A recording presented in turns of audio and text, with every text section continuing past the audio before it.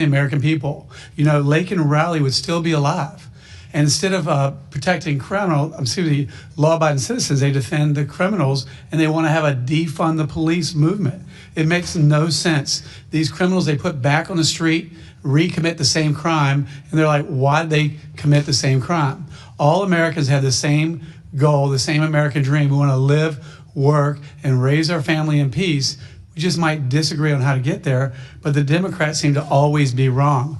The American people don't want boys undressing in girls' locker rooms, but for some reason, the Democrats support that. 5 months is plenty of time. The American people want to hear from the Clintons, and they said they had no relationship, but they definitely did. And with that, I yield the remainder of my time back to Ms. Luna.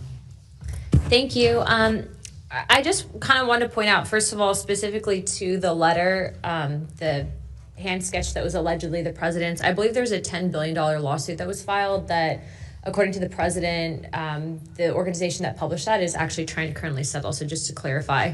But aside from that, I wanted to actually ask Mr. Min a question, if he's here still, if he would be willing to vote for a contempt in the Clintons if they refuse to come in and testify on a fine of about $1,000 a day until they comply with the subpoena.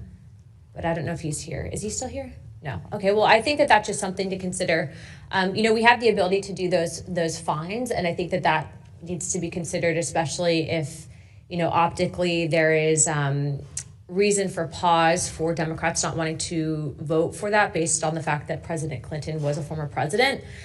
I understand the optics of that, and I also understand re-elections. However, nonetheless, the Clintons are defying a subpoena, and so sometimes financially people can be motivated, especially if there's a fine, and that's something that we actually all reserve the right to vote on.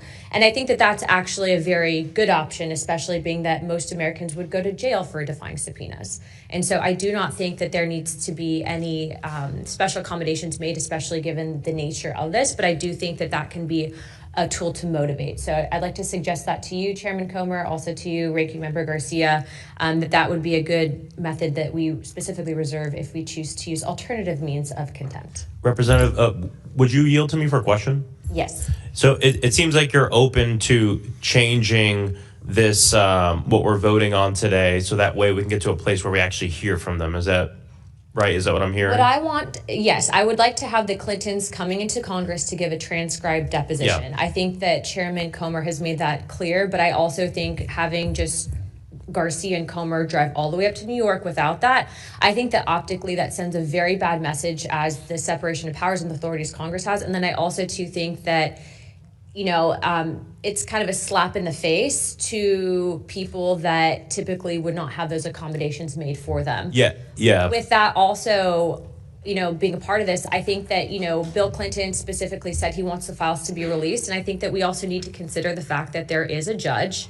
I know Mr. Garcia disagrees with me on this, but based on the email that I have seen on Judge Paul Engelmeyer, you know, if you have someone that is ordering the DOJ to do a second scan of the files, if it's politically motivated, that's impeding an investigation. And I'm tired of judges, if they get involved in investigations in Congress, trying to obstruct. And so I just putting this out there, I'm going to be trying to impeach that judge unless he can basically give a waiver, let the DOJ release the files immediately. Yeah, and just real quick, I just want to say on the general thing, I agree. I mean, I think it would be best if the ranking member and chair can huddle and figure out how we can change it so we can actually hear from them. Because my concern, too, and the other thing is there's no faster way to make sure that we never actually hear from them in person than moving forward a criminal contempt that says put them in jail. I mean, we're just not going to hear from them for our investigation. And so, I mean, I agree if they can come to something to figure out how can we move forward in a way where we're actually, there's a pathway to hear from them.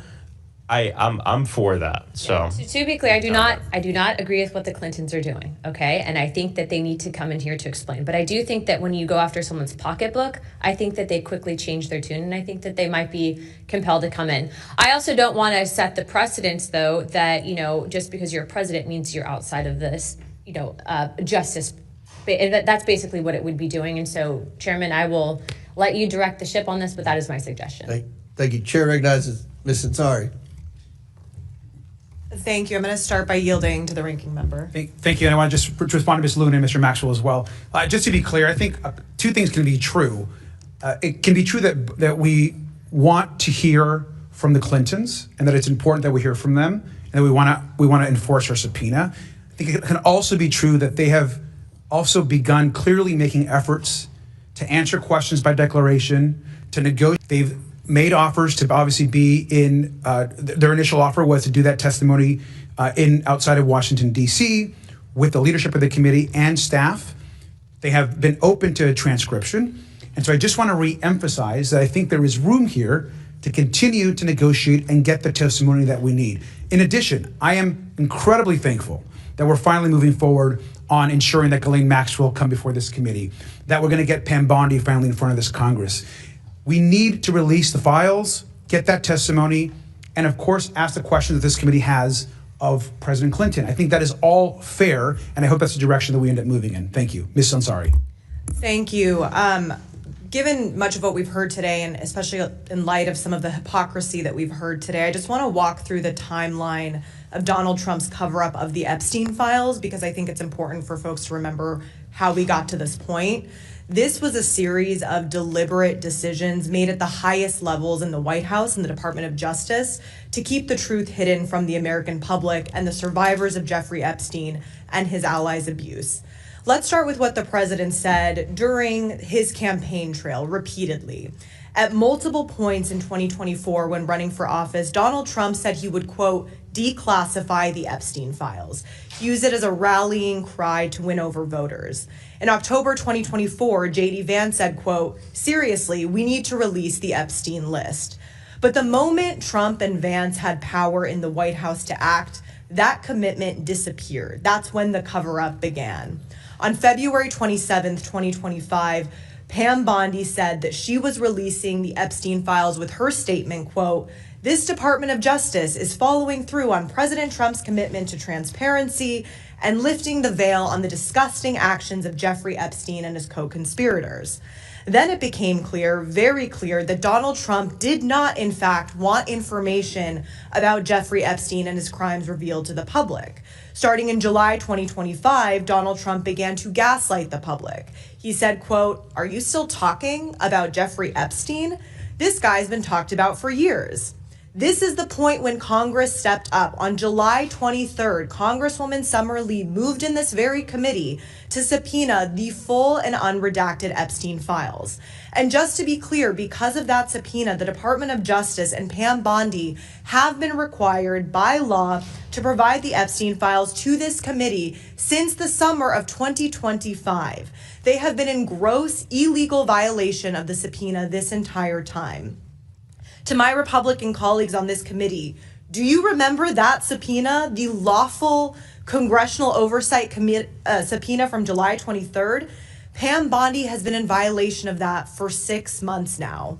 At the same time, members on both sides of the aisle filed a discharge petition that would have put a vote on the floor for the Epstein Files Transparency Act. For a moment, the petition was one signature away from forcing a vote in the full House. And what did Mike Johnson do? He shut down Congress. He refused to swear in our colleague, Adelita Grijalva, for a historic 7 weeks in order to keep her name off the list. He forced the American public to endure a government shutdown to protect Donald Trump and to cover up the Epstein files. And when it finally came to the floor and it became clear that the bill would pass overwhelmingly, only then did he endorse and then sign the bill so that he wouldn't lose. This required the DOJ to release the unredacted Epstein files publicly by December 19th. The DOJ has blown past that deadline, releasing only 1% of the files, which is patently absurd. And the files they did release were heavily redacted, which is completely illegal according to the law. On December 23rd, the DOJ said they miraculously discovered over 1 million files related to Epstein. All of these patterns are an attempt to slow down the release and fail to meet the lawful deadlines are consistent and coordinated. This is all part of an intentional cover-up, which leads to the unavoidable question, who is the president protecting when we know he only cares about one person? I guess I'll end with my question to the chairman. The Attorney General, Pam Bondi, has violated the subpoena issued by this committee. We should be holding her in contempt to remain fair and to remain transparent. And so I ask that you do that if you really truly want to be fair and care about the justice for the victims here. May I respond? We have been very clear.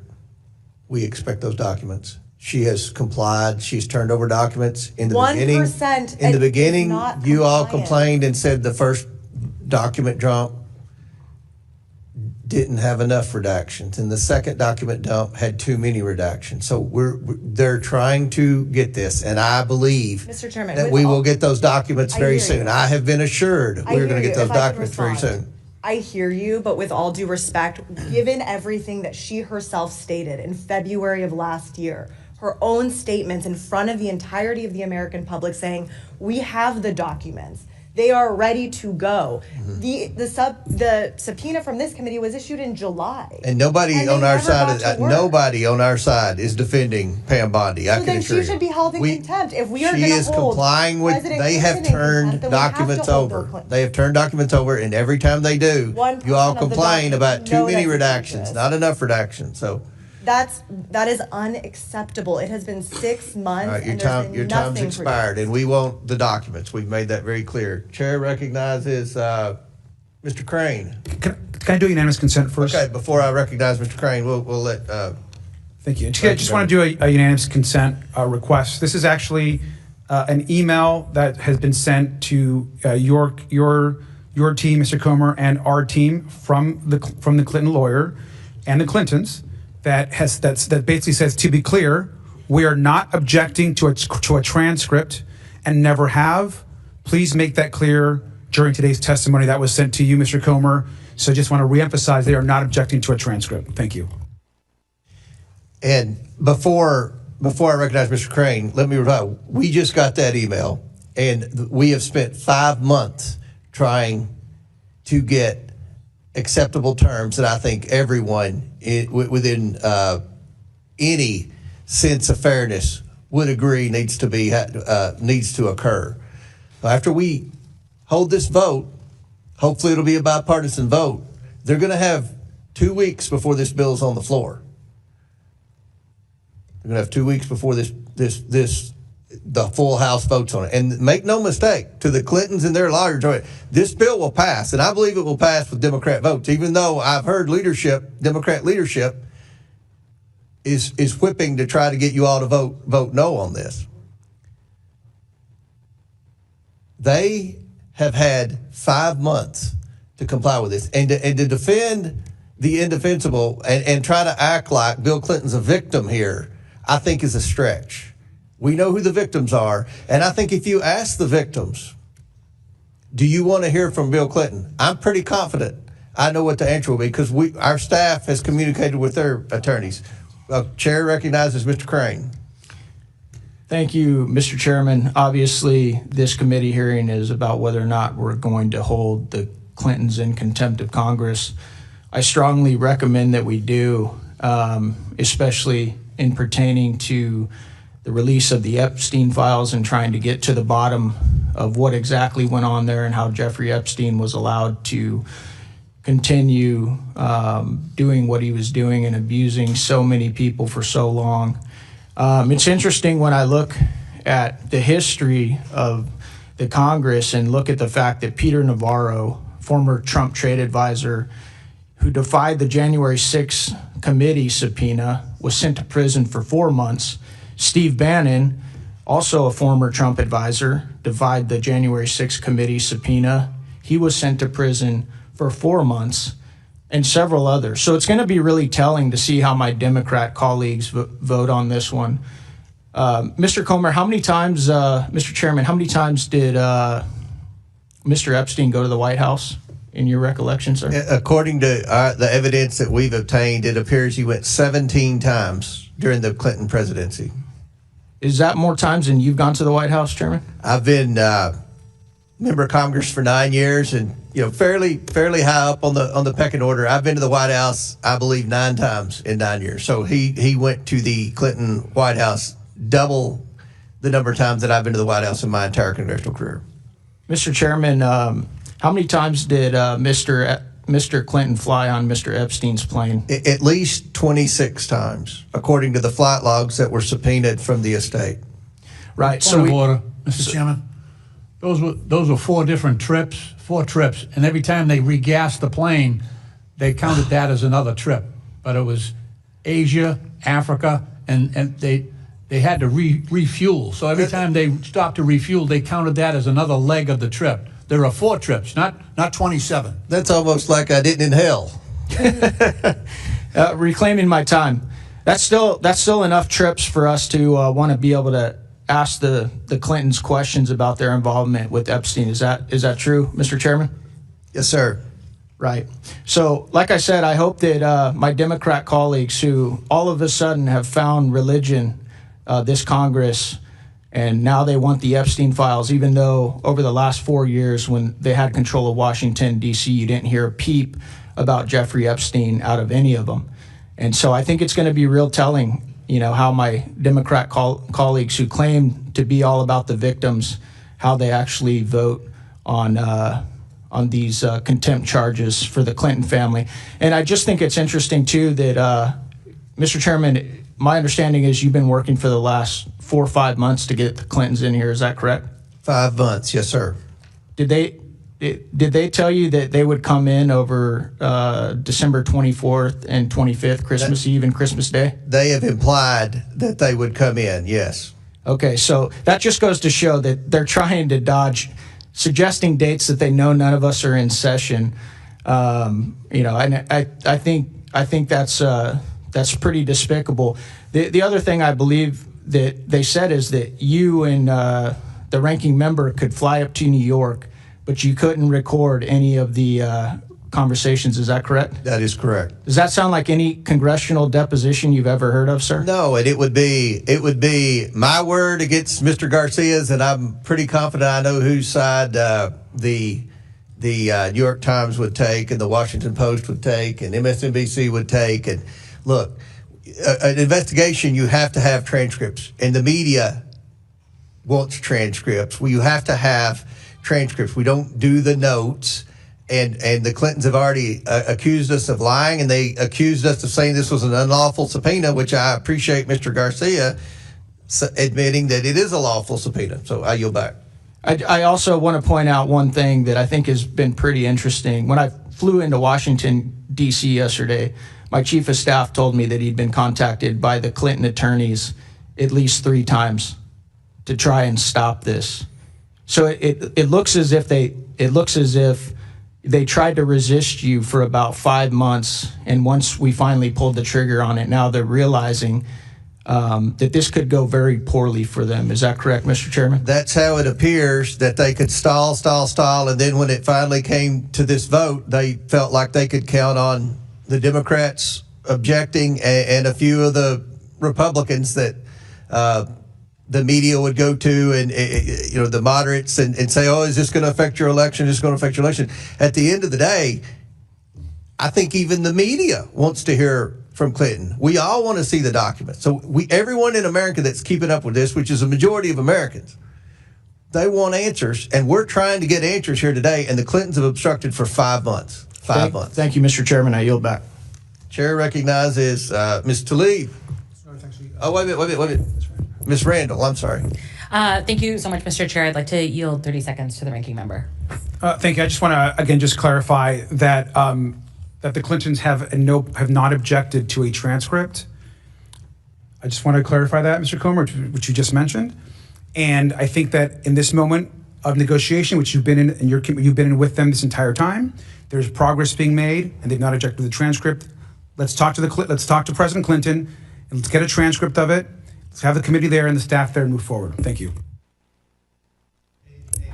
If may I respond? We won't stop the talk. May I respond?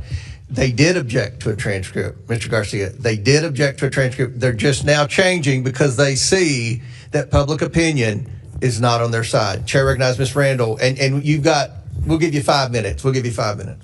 Thank you so much, Mr. Chair. I want to start by saying I do not feel it is my responsibility to defend the former president of the United States. As a member of Congress in a separate and co-equal branch of government from the executive branch, and as a individual person who is responsible to my constituents, it is not my job to defend the former president of the United States, just like it is not your responsibility, Chair Comer, to carry out the political retribution of the current president of the United States. It is also not this committee's job to yield to the Judiciary Committee to question the subjects of our subpoenas. It is not our job to defer to anyone else's interest. And in fact, we have the opportunity at any time to amend the rules of our committee should you choose to take action that our rules keep us from taking. Like that is a tool that you as committee chair and we as a committee have. And I also want to say, you know, I'm not a lawyer. I'm a regular person.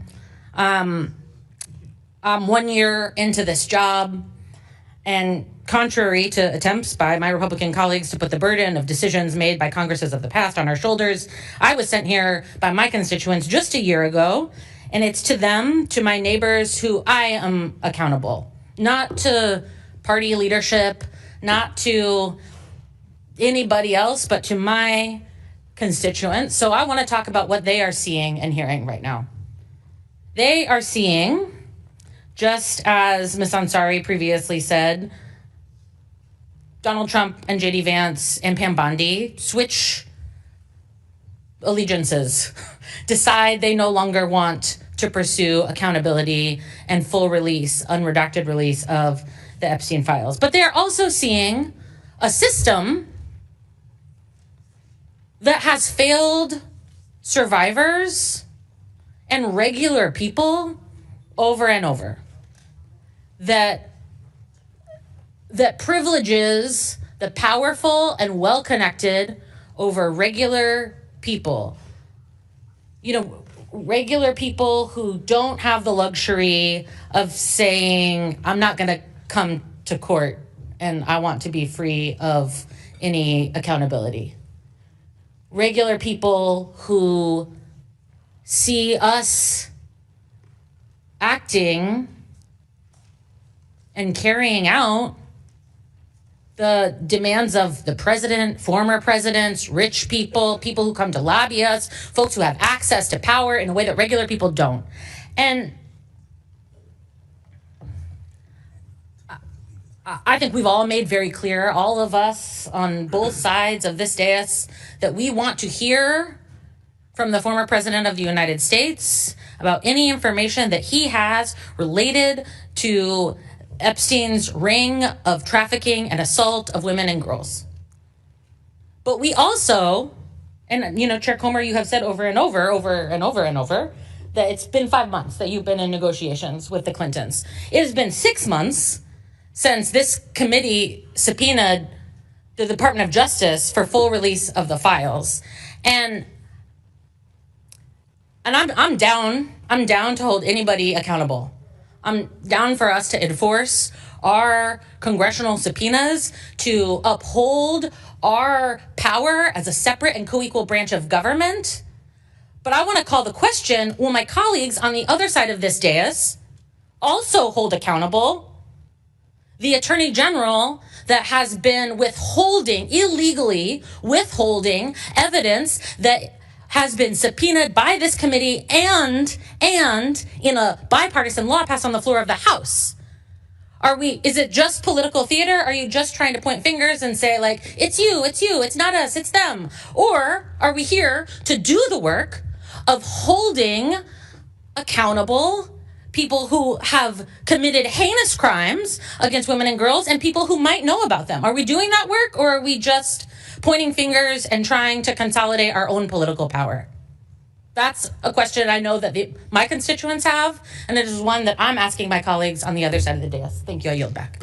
Chair, any member seek recognition? Chair recognizes Ms. Tlaib from Michigan. Mr. Chair, I think many of us were there with the survivors, and I'd like to bring them into the room because I think it's really important. You know, it's not just one president, but now two that have been connected to the Epstein sex trafficking. One of them even testified about walking into the house, the butler opening the door, there's administrative assistant, having no idea she was walking into a horrific scheme that was sending young girls to the powerful, to the rich, the elected officials. And one of the first pictures she said she saw was of Clinton with his arms around Epstein. She saw another one of Trump with Epstein. And I just remember her almost trying to convince us, like, understand that I had no idea, as if somehow she was guilty. Do you all remember that? And so I'm here to tell you, I'm ready to vote, but I'm also just taken aback and disgusted because I didn't need a birthday card to say the President of the United States, current President of the United States, had something. I didn't need to see the photos by the chairman today of Clinton. All I needed to do was hear the survivors tell us, please do something. These are people that have impacted their lives forever.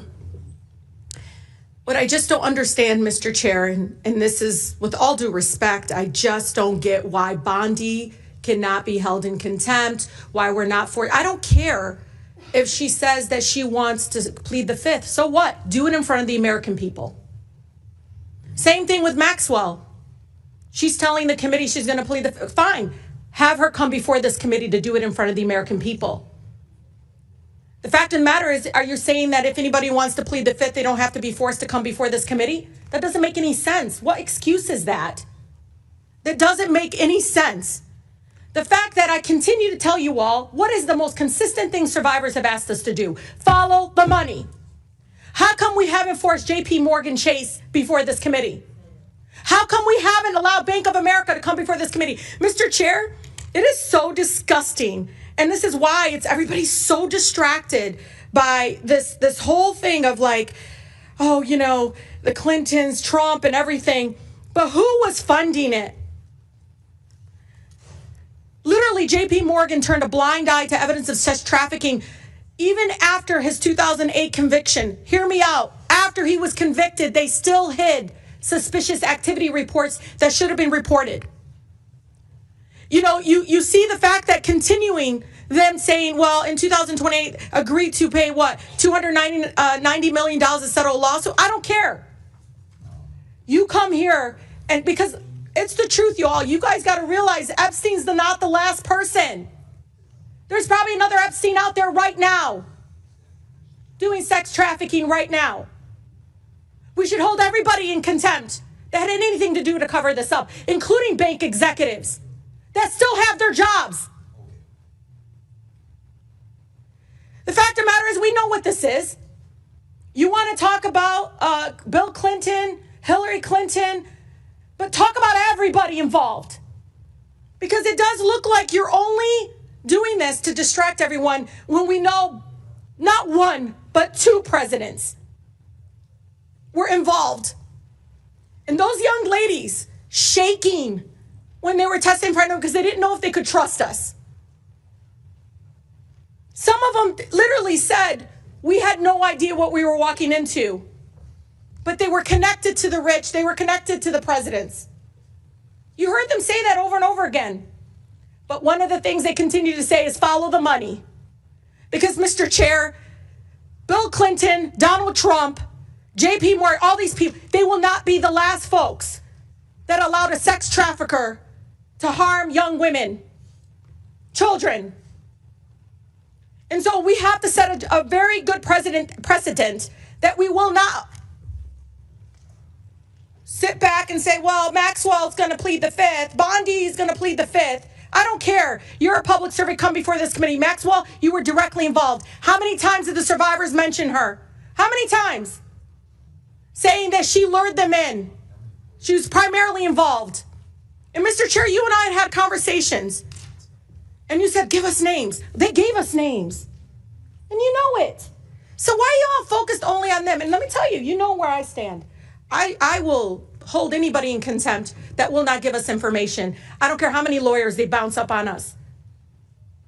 But I'll tell you, Mr. Chair, shame on us for not forcing Bondi before this committee. Shame on us for not forcing Maxwell before this committee. Shame on us for not forcing JP Morgan Chase to answer questions that many of us have of $1.5 billion in suspicious activity. Because somebody had to fund this madness, this horrific actions by these men. With that, Mr. Chair, I yield. Ms. Tlaib, if I may respond to some of that before I recognize Ms. Bobert's next. Okay. I believe with all my heart you are as sincere as anyone on this committee about wanting to get answers about the truth. And I believe your heart is pure. Maxwell is coming in front of this committee. And but we've when? tried. No, let us decide that today. When? Like Well, when? it's nailed down. February what day? The 9th. She's February coming, 9th. and you'll be able to ask her questions. That's one of the things Clinton wanted was only me and Garcia. Maxwell's coming. Anyone who wants to ask her questions on this committee will be able to. So that's. No, I think that's the American nailed down. people want answers from President Clinton. I'm not trying to argue with you, Ms. Tlaib. I just want to respond to. Pam Bondi is coming before Congress in 2 weeks. I am confident she is going to be grilled by both parties on the discharge petition. If you didn't want, I don't want to, and Ms. Randall, you mentioned something about the Judiciary Committee. Believe me, I don't want to work with the Judiciary Committee on any investigation, okay? But when we passed that discharge petition, that got them involved. But we had an outstanding subpoena. Just let me explain. Pam Bondi's going to be in front of the Judiciary Committee. We'll see how that goes. We'll see if there's been a document dumped. Mr. Chair, we can't after that. forget the banking institutions either. The last thing, this is the most important thing. Months ago, I approached Ms. Tlaib, Ms. Lee, and Ms. Stansbury, and I said, please, if you all get a chance, and I know you all are all sincere, try to get some names from these women, and we will continue to try to get documents. Mr. Chair, If I didn't Mr. want Chair, to know let's that, follow if we the didn't money. want to, Let's Ms. bring these bank Ms. Tlaib, you're out of executives. order. I'm just we want to hold everyone accountable. We don't care. We don't care if they're billionaires. We don't care if they're Republicans. We don't care who they are. Do you agree to work with me, though? We got to get the bank executives here. Because, Mr. Chair, you and I know that this is still being funded in some other way. Epstein's dead. But we know there's another person out there doing the same thing. We know it because the banks cover it up. These suspicious activity forms were literally these reports that had to be filed. They were there for a reason. So we can stop. And last thing, and then I'm going to open it, I think, to see if there's any other members. But we are going in looking at suspicious activity reports. Both Republicans and Democrat staffs going in looking at suspicious activity reports as we speak. I'm all about looking at suspicious activity reports. Now, time's expired. Does any other member seek recognition? Mr. Fallon from Texas. Thank you, Mr. Chairman. I'd like to share a quote with you. I thought it was interesting. No one is above the law, and no one should be escaping accountability. And Hillary Clinton said that. And according to the LA Times, there's another quote.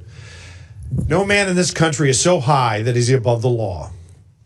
I agree with both of these quotes. Al Gore said that when he was a member of this chamber, Bill Clinton's own vice president. I hope every member of this committee agrees with those quotes. So we have to ask ourselves, are we a rule of law nation or are we not? When a citizen of these United States is subpoenaed by this Congress, they should comply, plain and simple, regardless of who they are. We all get accused of things, and we should do everything we can to, because accusation is nothing but that, to prove it false if it's untrue. Jeffrey Epstein was a rapist, pedophile, sex trafficker. In street parlance, he was a scumbag, lowlife, and slimeball. And some of the things that I've read in these files, he was evil incarnate. He's also dead. I didn't even know who he was until he wasn't. So why are we here talking about a dead guy? Because he was associated with powerful people, some of which are highly likely to have participated with him in some of the worst kind of criminal activity. And if they did, they should pay. They should face justice. Whether they're rich or poor, famous or anonymous, mighty or meek. So is that what we're doing today? Are we pursuing justice and transparency? Because transparency makes an easier and shorter path to the truth. We should be pursuing the truth. But some on this committee and in this Congress are pursuing fame and campaign fortune and exploiting this issue, not in the pursuit of justice, but in the pursuit of raising hundreds of thousands of dollars using a false premise as a battering ram. Jeffrey Epstein, and here's the false premise, that Epstein was a creature of the political right and they're protecting him, and he was pounding around with Donald Trump and those in his orbit. And that's why the Republicans won't release the files. Now that's incendiary, but is it true? Or is it just a cheap, woke fantasy? Well, here's the facts, and the facts matter, so let's look at tail of the tape. How many confirmed visits to the White House? Under Bill Clinton, there were 17. Jeffrey Epstein visited the Clinton White House 17 times. How many times did he visit the Donald Trump White House? 0. How about documented political donations? 21,000 to the Clintons, 0 to Trump. Documented non-Clinton political contributions. 118,000 to the Dems, 18,000 to the GOP, for a total of 89% to the Democrats and the Clintons, 11% to the GOP. Now to the matter at hand. Epstein files released by the oversight Democrats from 2019 to 2023 when they were in charge of this committee, 0. Epstein released files by the oversight Republicans from 2023 to present, 53,000 pages. Epstein files released by the Biden Department of Justice in the 4 years he was in office, again, 0. Epstein files released by the Trump DOJ, 2025 to present, 125,000 pages. And a member of this committee completely jumped the shark again.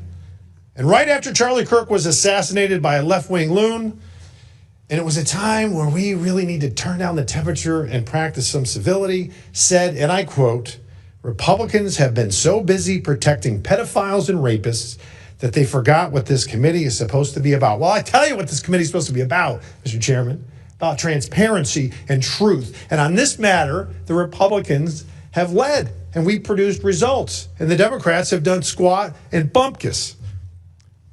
For the record, you know, that kind of incendiary rhetoric, while it may make headlines and make people famous, or perhaps better stated infamous, and raise loads of woke cash, maybe even get you invited to Hollywood parties. But at what cost? Those kind of lies create division and damage, and they're ludicrous, absurd, lazy, and perhaps, worst of all, unoriginal. And I don't think it's going to translate much to Journey to the Upper Chamber. I hope it doesn't translate to that. The Trump administration and Republicans on this committee and on this issue have served Lady Justice by a count of about 178,000 to 0. So the Clintons should come in, honor the subpoena, and testify. And you know why, Mr. Chairman? In the pursuit of truth. Mr. Chairman, I yield back. Gentleman yields back. Chair recognizes Ms. Stansberry from New Mexico. Thank you, Mr. Chairman. You'll have to forgive me if I do not give a slow clap to our colleague across the aisle for his Academy Award-winning appearance just now in front of the committee. But I want to just address some of the things that I heard here today and to talk about why we're here. What I've heard here this morning in front of this committee is exactly why the American people hate politics. Because the American people don't care if you're a Republican, if you're a Democrat, if you're an independent, whether you vote or you don't. They want the Epstein files and they want justice and accountability. And they don't give a damn whether or not it's Democrats or Republicans or who is implicated. They want accountability. And that is what the survivors are asking us for. They are asking us to do our jobs, to make good on the promises that we made them when they came and met with us, and to actually, in good faith, conduct an investigation. Now, I always think it's important to pull back the curtain for the American people about what happens in these committees. And I was not shocked and surprised, but, you know, I think it's important to note that when I stepped out of the committee a few moments ago, the press were huddled on the Republican side of this committee room to take statements from the Republicans. They're not out in the kind of like neutral area. They're standing outside the Republican door so that after this vote is taken, our Republican colleagues can walk out and make a statement to the press. Now, I think that that's important to note for the public here, because this is not about true accountability. Because if this was actually about getting to the bottom of this case and actually holding individuals accountable for the crimes that were committed by Jeffrey Epstein, by Ghislaine Maxwell, by the associates, and the many, many people who are implicated in this case, what would be happening right now in this committee is that Pam Bondi and DOJ officials would be sitting right there on the witness panel answering questions under oath, because they are breaking the law. They are not complying with our subpoena. They are not complying with the Epstein Transparency Act. And on the day, the final deadline that they were supposed to release their final explanation about why they may have redacted some files, and in fact they have, as has been stated many times, only released less than 1% of the files, Donald Trump used the United States military to invade a foreign country and steal their oil. And while we're sitting here and our colleagues are trying to create a spectacle for the media, every single newspaper in the United States and the world's headline is about how Donald Trump right now is in Europe embarrassing the United States. How he is threatening our NATO allies to invade Greenland. Humiliating the United States. And I have to say, I was home over the weekend for Dr. Martin Luther King Jr. celebrations to honor the life and legacy of Dr. King. And the question that I got over and over again from my constituents is, what is in those files that is so bad that President Trump is invading Venezuela, threatening our NATO allies, and sending thousands of armed paramilitary troops onto our streets to create violence and chaos in American cities? That is what the American people are actually asking us. And so I will be honest, Mr. Chairman, I am deeply troubled that the individuals who are the subject of today's hearing did not appear on their scheduled date. No one is above the law. But I do know, based on the correspondence, that they have been corresponding with you regularly to try to resolve this issue. But I don't believe that's what this hearing is actually about. Because if it was actually about getting justice and about getting the truth, we would have DOJ here. We would be holding Pam Bondi in contempt, and we would be hearing from the survivors themselves. And so I have to agree with my colleagues that I believe that this is part of an extended smokescreen to try to cover things up. And so I do ask my colleagues across the aisle, if you are earnest about getting to the truth and getting to justice, then bring DOJ in here and hold them accountable, because that is actually what the American people want. I yield back. And lady yields back. Before I recognize Mr. Biggs, I want to point out again for the umpteenth time, Pam Bondi is coming in front of Congress under oath, and there'll be lots of opportunities to ask her questions about the Epstein files. But sir, Mr. Chair, can I ask a question? She's violated a subpoena from this committee, and she should be held in contempt for that. That's a fact. Here's the difference. They have been turning over documents. Now, I've said it 100 times. It's not as quick as we would like, but they're turning over documents. And I've been very clear today and in hundreds of interviews. You can't be serious that one person is turning over documents. What's the deadline for them? When do you expect the full document? Well, in our subpoena, there was no deadline. And then we voted for the discharge petition, and there's a deadline. The discharge petition's in judiciary. She's coming in front of judiciary. Now, that is a fact. Don't try to and Bill Clinton's not a victim here, and the media is not going to take Republican side on anything. So let's just be right. I think Pam Bondi. Chair recognizes Mr. Biggs. It's Mr. Biggs, 5 minutes. Thank you, Mr. Chairman. And I would just point out, the previous speaker was talking about peeling back so the public can see what goes on in a committee. I mean, I just came from another committee where we were talking about massive fraud around the country and in particular in Minnesota. And I'm glad that 2 Democrats could find time out of their busy schedule to even attend that hearing. What a shame. What a shame. So when someone says, what is in the files so bad, I'll ask this question. What is in the files that's so bad that the Democrats for 4 years, for 4 years when they had control of this committee, didn't release a single document, didn't call a single witness, didn't make any motion. In fact, for those 4 years, go back and look. Did they ever say anything about Epstein? No, they didn't. But wanting to make a press, wanting to get it on the press, that's why you're making the issue today. Because let's talk about why we need to talk with, do this contempt, is because former President Clinton and former Secretary of State Hillary Clinton basically strung us along as we were bending over backwards trying to accommodate their schedule.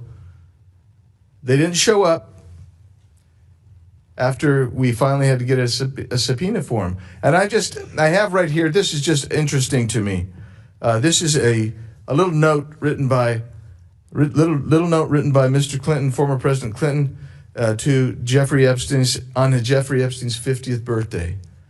Jeffrey, happy 50th. It's reassuring, isn't it, to have lasted as long across all the years of learning and knowing, adventures and, no illegible word, and also to have your childlike curiosity, the drive to make a difference, and the solace of friends. He rode on that plane many times. He was apparently close friends with him.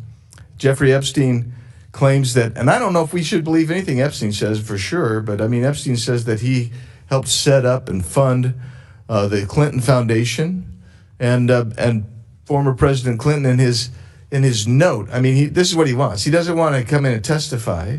He wants to do the same thing that he did in previous times. Just, okay, we're going to send a little note, that ought to do it. He says something to the effect that he spent significant time in the Clinton Foundation after he left the presidency. Well, if Jeffrey Epstein set it up, then there's some reason to ask questions of both he and the former Secretary of State. They were given a subpoena. It was a lawfully issued subpoena by a standing committee. By the way, I happened to be at that subcommittee hearing. I was there when every Democrat voice voted that out. Nobody objected and said they didn't want him to be subpoenaed. But he was subpoenaed, and he didn't show up. So here we are. And with Mr. Chairman, I'll yield time to you if you need it. I appreciate it. I think that everything that needs to be pointed out, we've pointed out. So I will. Then I'll yield, sir. Okay. Chair, any other members seek recognition? Chairman. Mr. Mfume. Thank you, Mr. Chairman. I want to thank you and the ranking member, and I particularly want to underscore the ranking member's opening statement, and that was that oversight Democrats want the truth about Jeffrey Epstein's crimes and accountability for everyone involved. He said, and I agree, we want transparency, we want the facts, and above all, we want this committee to use its oversight tools in a serious and responsible way. I would be remiss if I did not thank on behalf of all of us the efforts of Representative Rokana of this committee and Representative Massey. Thank God they stood in the way of things and took the heat to get the discharge petition up and voted on. And I want to also point out something that I think is important, and that is consistencies, Mr. Chairman. The action that the majority has been proposing today departs from this committee's established practices, including its long-time standing acceptance of written testimony and the level of accommodation this committee has traditionally required before proceeding to criminal contempt, not civil, criminal contempt. I'm glad, as the ranking member has stated, that the Clintons have agreed to testimony and to a transcript and to meet I agree also that that meeting should not be taking place in New York. It sends the wrong reason for anybody that gets something from this committee. They should come to the committee. It's just that plain and simple. But it departs in many instances with the way this committee has moved on. And I say that because we never know this time next year who might hold that gavel and who on either side may want to go after the current president, his sons, his wife, his family, and anybody connected to him as a department head. I'm just pointing out the fact that it's a slippery slope. Now, does Bill Clinton have to defend himself? Absolutely, yes. It is a bit curious, however, why we are going after Mrs. Clinton. I've not seen anything, as the gentleman from Massachusetts said earlier, that suggests that she ought to be a part of this in any way or has done something wrong or is complicit in this matter. And I would hope that there's some consideration, Mr. Chairman, to withdrawing at the very least that particular resolution. It just makes me think that this is a fishing expedition and that we want to dust her up a bit if we get her before this committee. Now, a couple of quick things. We're being asked to move forward holding a former president of the United States, again, not in civil contempt, in criminal contempt of Congress.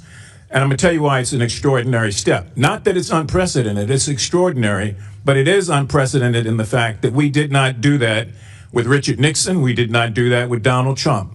There was a subpoena, but there was never an attempt to find them in criminal contempt of the Congress or of this committee. It's an extraordinary remedy that's usually reserved for situations where a witness has clearly and willfully defied Congress after extraordinary processes have been exhausted. The majority has not demonstrated that standard so far.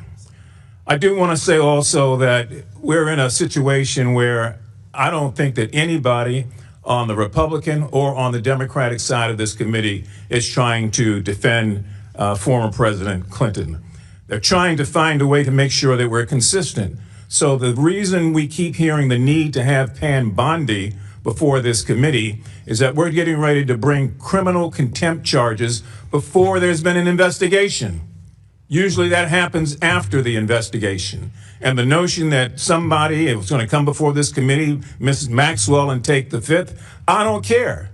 She's already a convicted criminal. She can't take the fifth.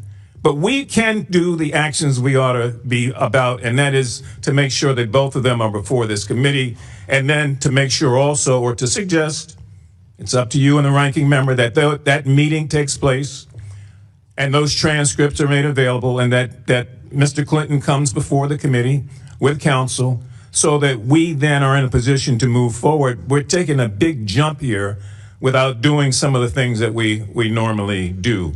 Now, I'm glad that Ms. Tlaib brought up the matter of victims. She's not here right now, but all of us sat in that room with those victims. It was gut-wrenching, and all of us made a commitment that we would prove that this institution could and would do the right thing. So we're challenged here, Mr. Chairman, and I hope that you and the ranking member can give us a way to proceed here, that both of the concerns on both sides are addressed. But if we just move straight as we're going now without an investigation, it begs the question, what happens when the shoe is on the other foot? I yield back. Gentleman yields back. Ms. Simons next. Before I recognize her, I just want to add, with respect to the Hillary Clinton subpoena, you all voted for that. This committee voted for that in a bipartisan manner. Her name was on that list. And with respect to Pam Bondi, again, she's testifying in front of Congress in less than 2 weeks. Chair recognizes Ms. Simon. Thank you, Mr. Chairman. Just a quick comment, and I have a friendly question for my colleague, Ms. Luna. And I'll say a friendly question. I've worked with victims for decades. So few opportunities present themselves for victims to sit face to face with folks who hold power, to beg and plead that everyone who had anything to do with their harm be held to account. So few opportunities. I have been a victim advocate where brilliant young women who have been trafficked across this country have stood in courtrooms and were demanded to testify against their traffickers, and they did with such power and grace in fear that their lives may be taken because of that braveness. And a number of those young women that I witnessed take all that they had to confront their demons, they were murdered because they took a stand.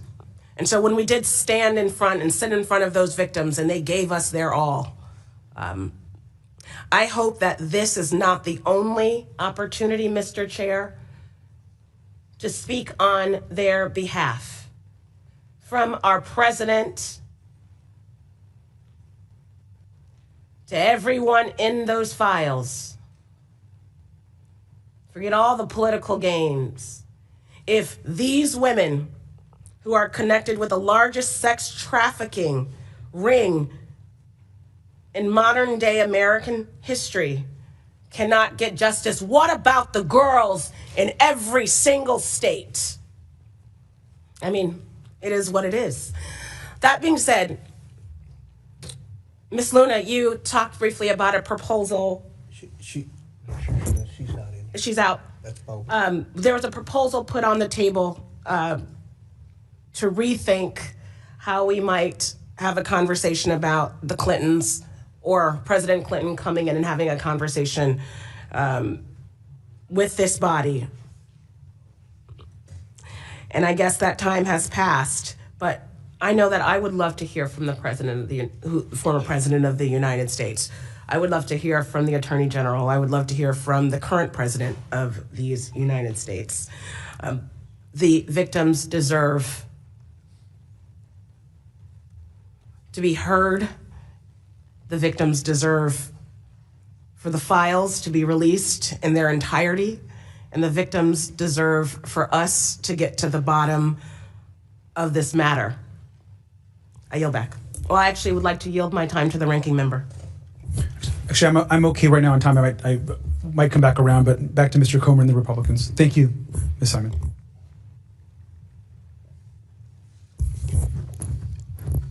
Okay. Do any other members seek recognition?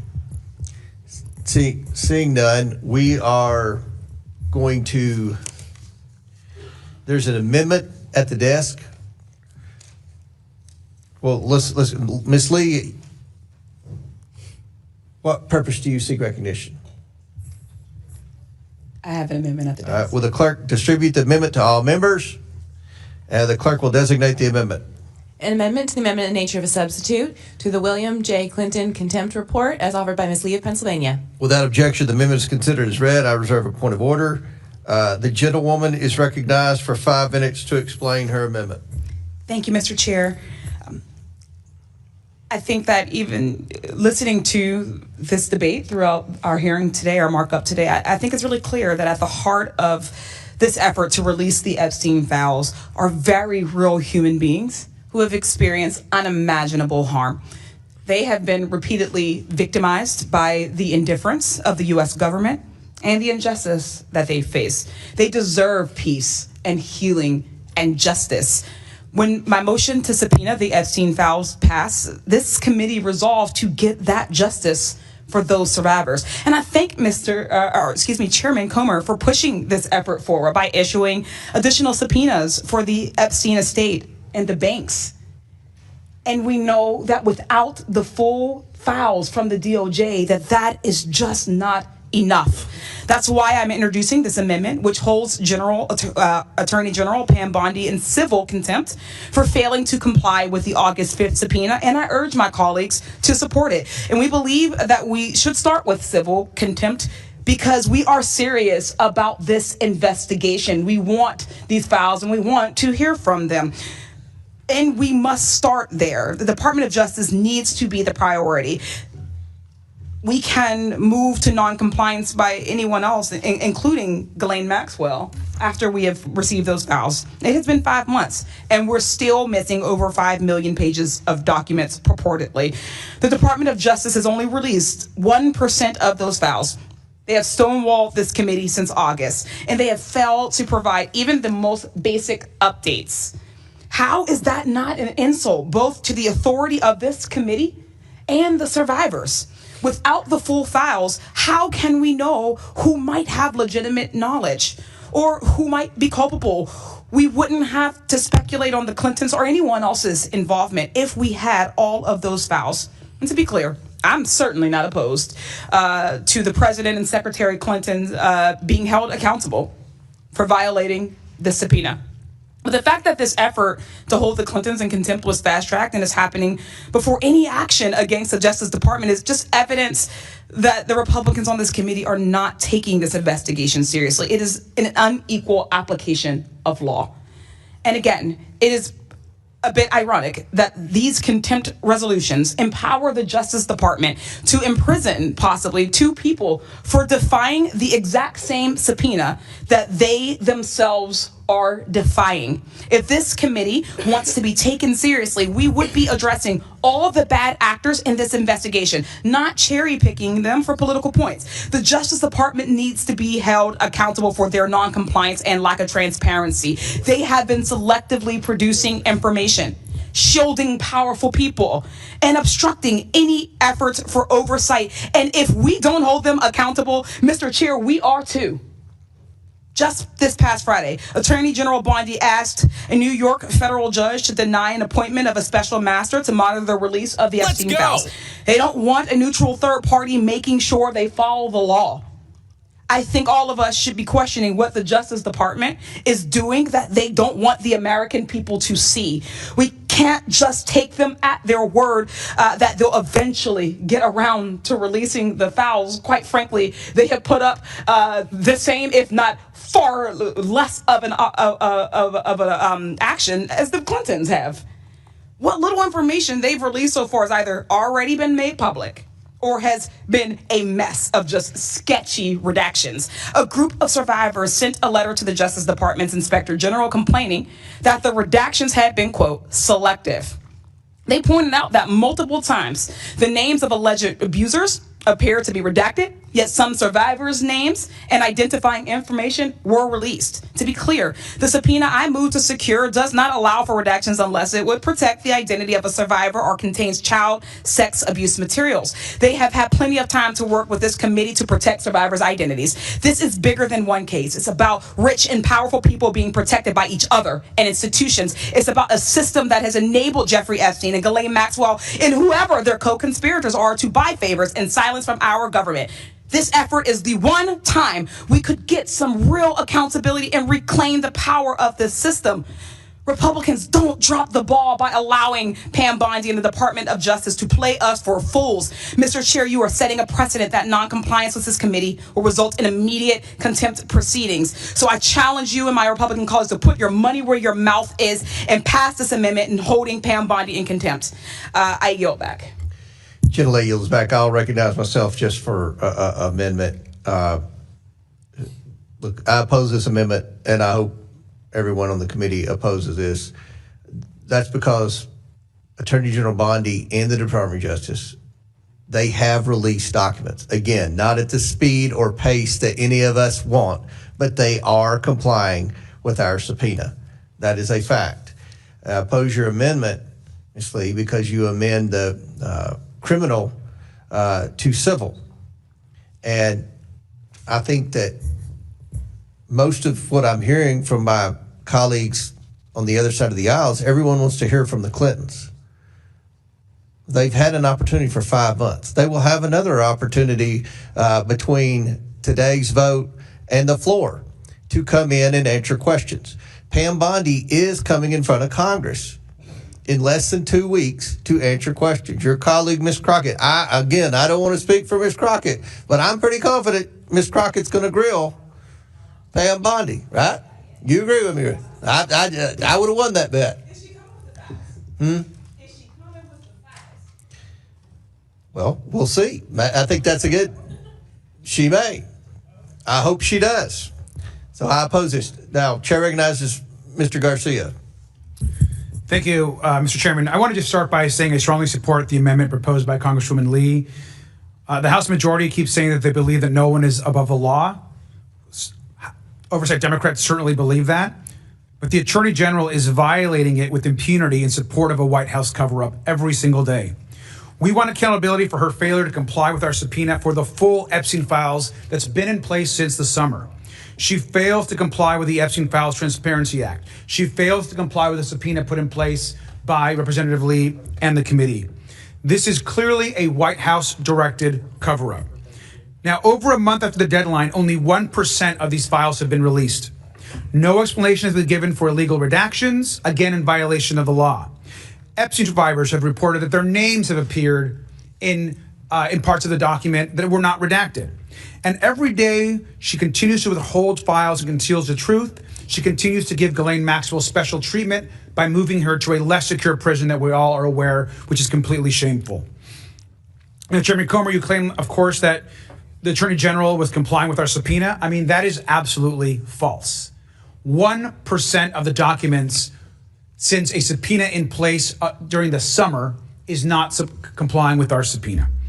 Now, on August 5th, 2025, this committee issued that subpoena, compelling her to produce documents and communications. That subpoena unambiguously required the Attorney General to do that no later than August 19th of 2025. August 19th, not December, August 19th of 2025. On August 22nd, the DOJ made a single production of approximately 33,000 pages to this committee.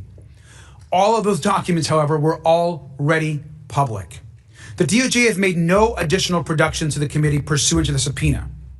The DOJ has failed to provide specific information in response to repeated requests from Democratic oversight staff as to why the DOJ's timetable continues to move and why it's not fulfilled its production or the law.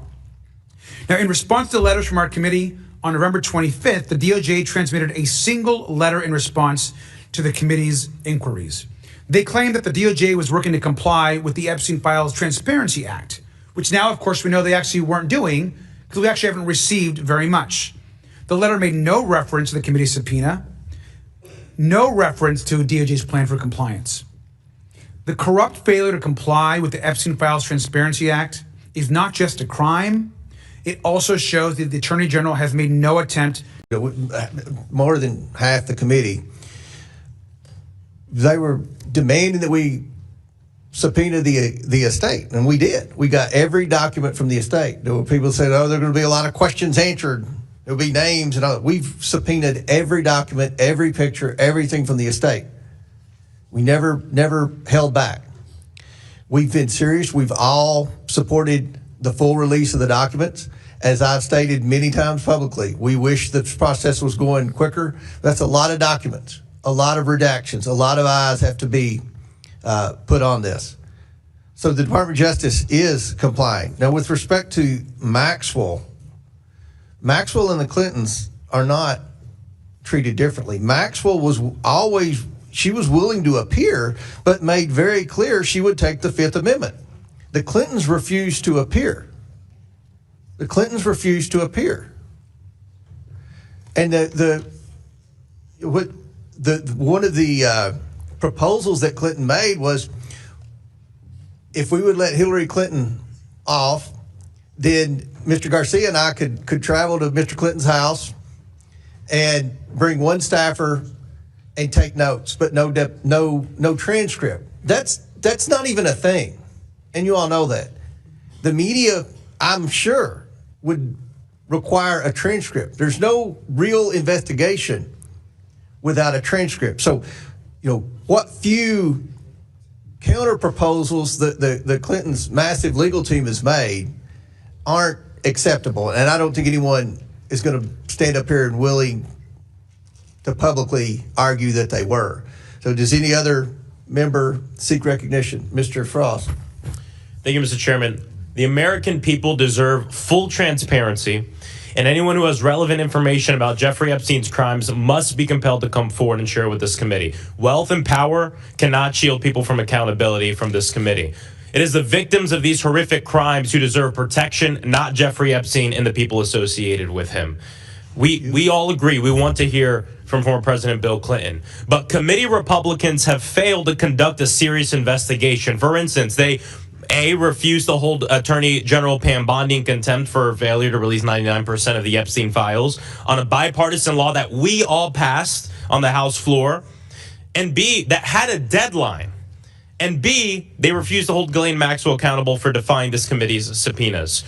We all know that President Trump has a long-standing relationship with Jeffrey Epstein. His administration continues to obstruct the release of the Epstein files for this reason. We've seen photos of them together. Even Elon Musk posted, @Real Donald Trump is in the Epstein files. That's the real reason why they have not been made public. President Trump's own Mar-a-Lago club appears to come up often in connection to Jeffrey Epstein. From reporting, we know that Epstein was deeply involved with Mar-a-Lago. He was a frequent visitor to the club for years. The club sent employees, usually young women, to Epstein's mansion for massages, manicures, and other spa services. Staff members from the club made frequent calls to Epstein's home in Palm Beach, and on these calls, Epstein engaged in sexually suggestive behavior, such as exposing himself. And in 2000, Ghislaine Maxwell recruited Epstein's trafficking victim from Mar-a-Lago, where she was working as an employee. This committee must also investigate what Mar-a-Lago club members and the staff knew about Jeffrey Epstein's crimes. Getting documents from Mar-a-Lago is about uncovering evidence, holding these people accountable, and doing right by the victims of these horrific crimes. So we are all for making sure that we hear from everyone. I don't care if you're a Democrat, I don't care if you're a Republican. I'm tired of rich people trying to evade justice and accountability, period.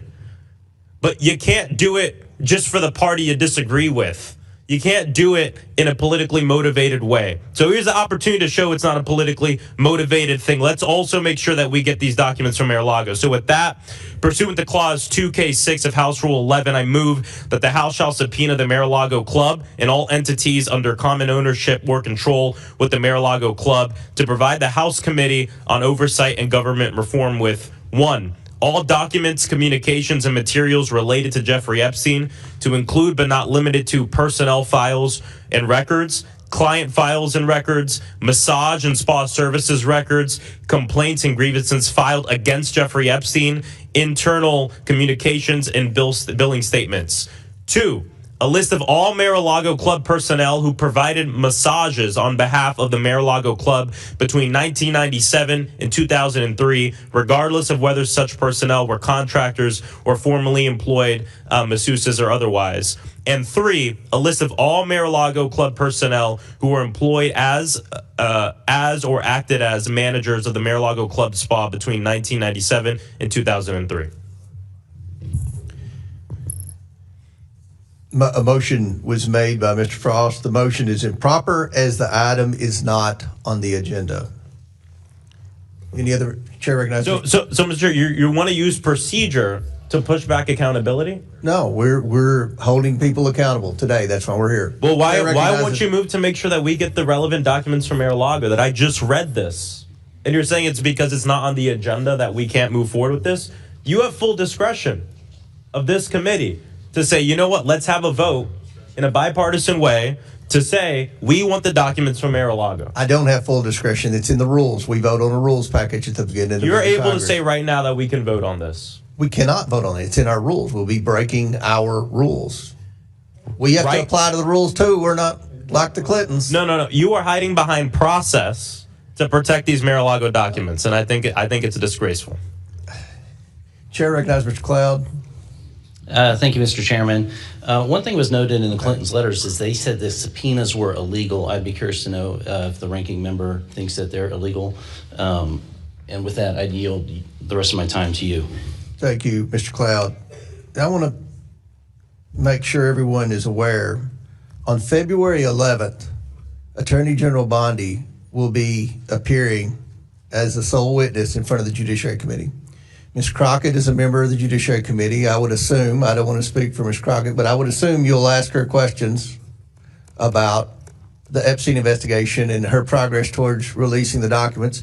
Mr. Massey is a member of the Judiciary Committee. He's already stated publicly he's going to spend his 5 minutes asking the Attorney General about the Epstein documents. So the Attorney General is slated to be in front of Congress, and I'm pretty confident that just about everybody on that committee is going to ask the Attorney General where we are with the document production.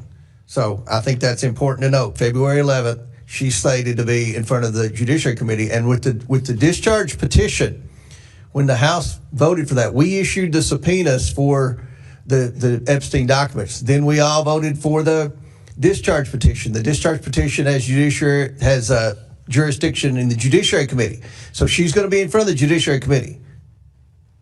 The next week we're in session. So I think that's important to note. Do any other members seek?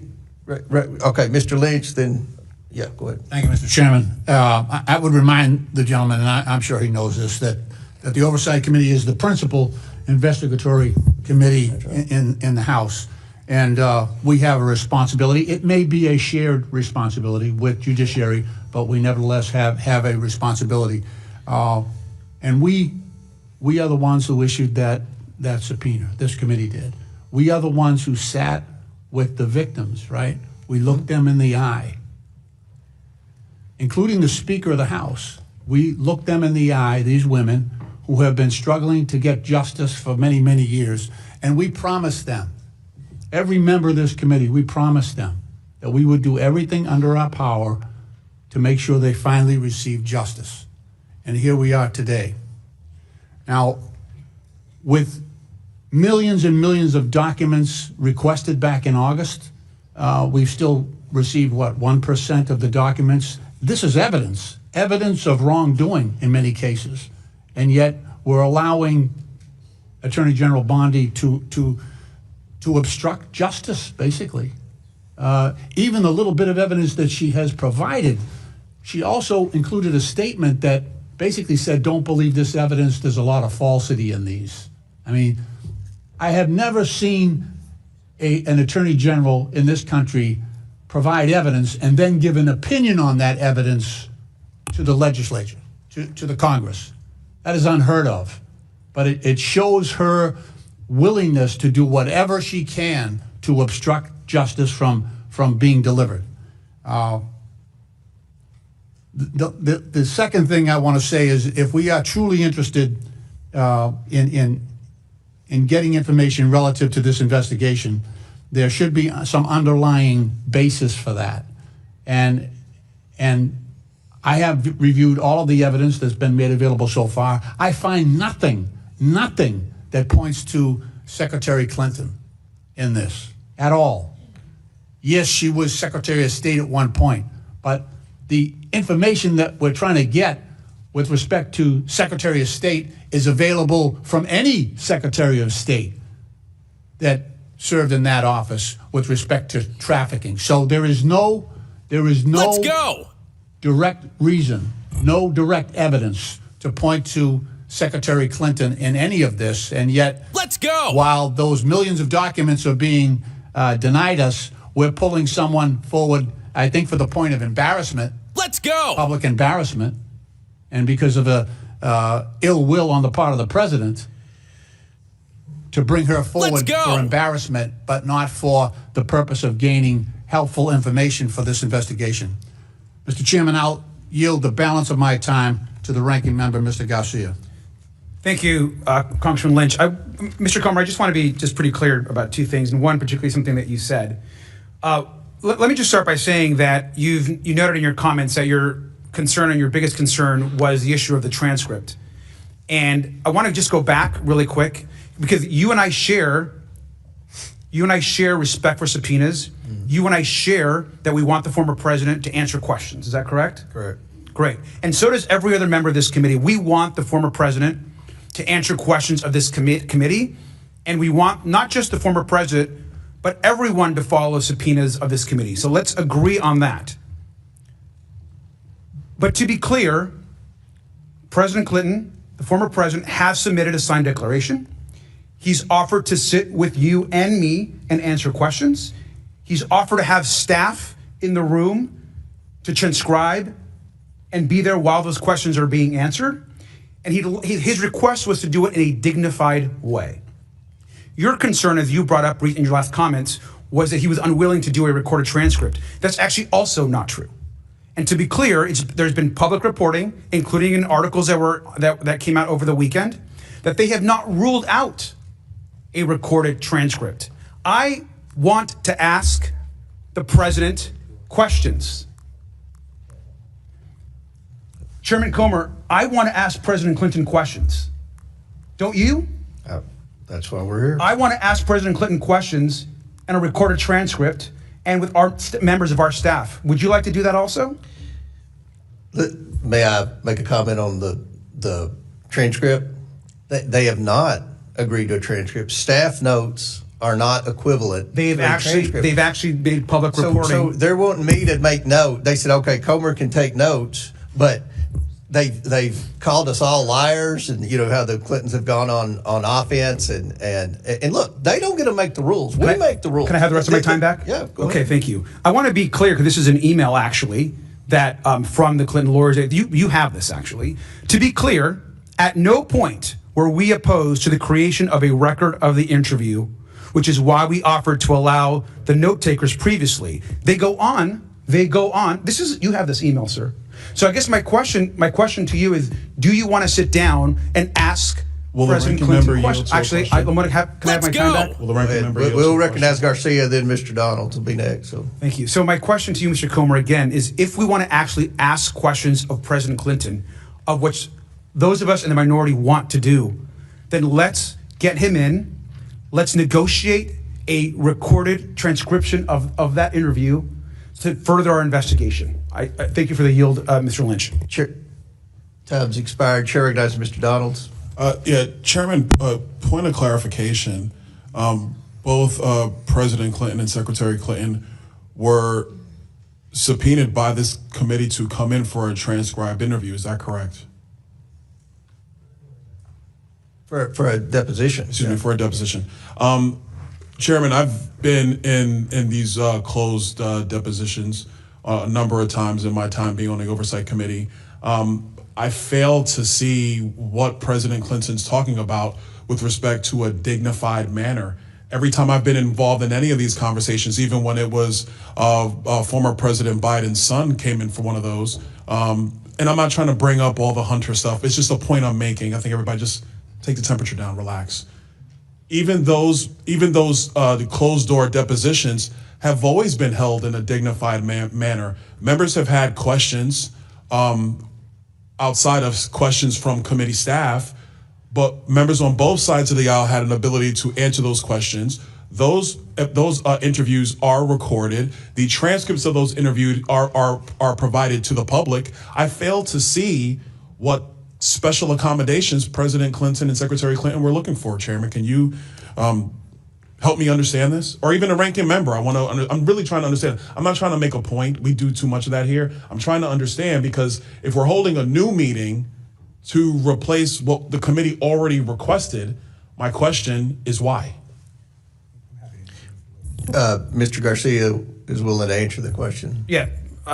Thank you, Mr. Donalds. I appreciate the question. Look, I think the committee first, I'm not here to defend the Clintons, to be clear. That's their job is to negotiate with the committee, and in this case, you have the majority. Their job is to negotiate with the majority on coming in for a binding subpoena, to be clear. But I'll also note that this committee has historically made accommodations for a variety of folks. In fact, I think it is a bit hypocritical that when this very subpoena for the Clintons were actually made, I believe there were an additional 5 to 6 other subpoenas that were issued to numerous other members of former administrations, attorney generals, and so forth. Every one of those other subpoenas, I think maybe with the exception of one, were given special accommodations. In fact, they were actually allowed to just send their responses in writing. Is that correct, Mr. Comer? That is. May I respond to that? Yes, in just 1 second. And so accommodations are made. And so while every other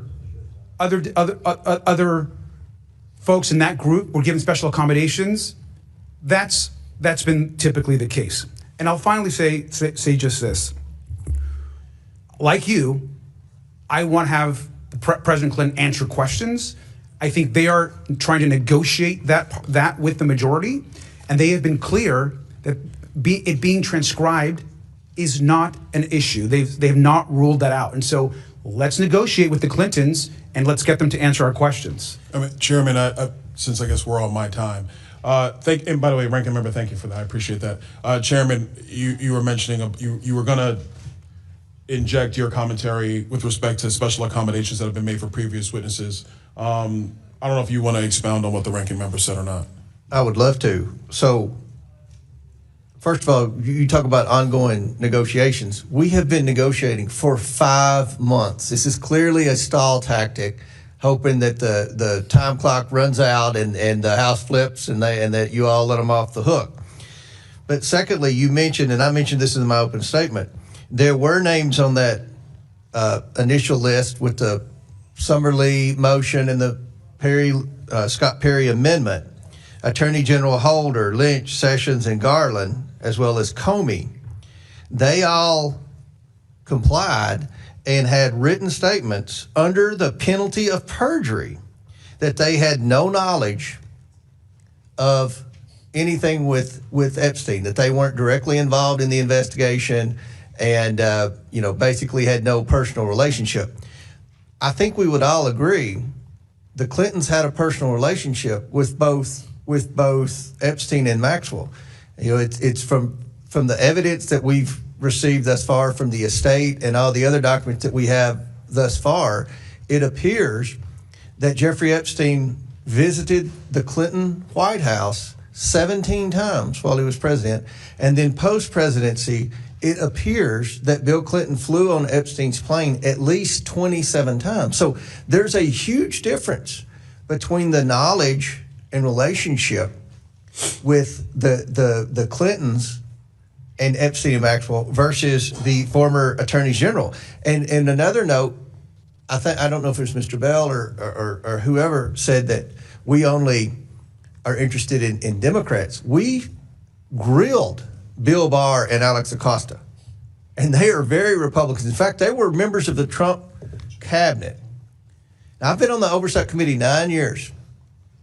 We've had 4 other committee chairs. We've had since I've been here, we've had Jason Chaffetz, Trey Gowdy, Elijah Cummings, and Carolyn Maloney.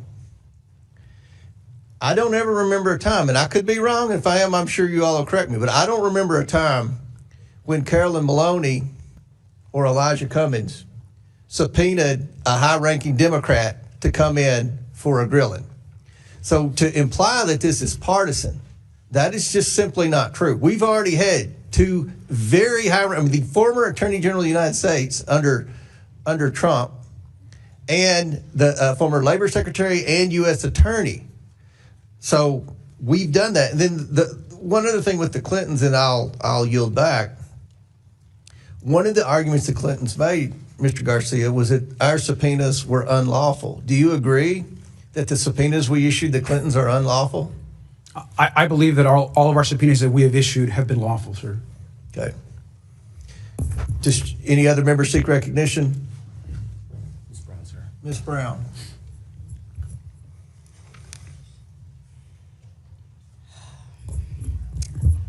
Ms. Brown. Thank you, Mr. Chairman. It's clear to me that the purpose of this meeting today is just to continue this committee's agenda of political theater, plain and simple. Democrats have been very clear, abundantly, repeatedly, and without room for ambiguity. We want to hear from anyone who has information about the Epstein crimes. And yet, when former President Clinton and former Secretary Clinton offered to cooperate with this committee to submit sworn statements, to provide what they know, to engage in good faith, the majority said no. And that's what brings us to why we are really here today. The majority is rushing to hold in contempt 2 private citizens who have demonstrated their desire to cooperate with this committee and who have called for the release of every file on Jeffrey Epstein, all while the Department of Justice and Attorney General Pam Bondi are breaking the law in plain sight. Here are the facts. The DOJ was required by statute to release the Epstein files by December 19th, 2025. The deadline has passed by more than a month. And what have we received? 1%. 1% is not compliance. 1% is not transparency. 1% is a cover-up.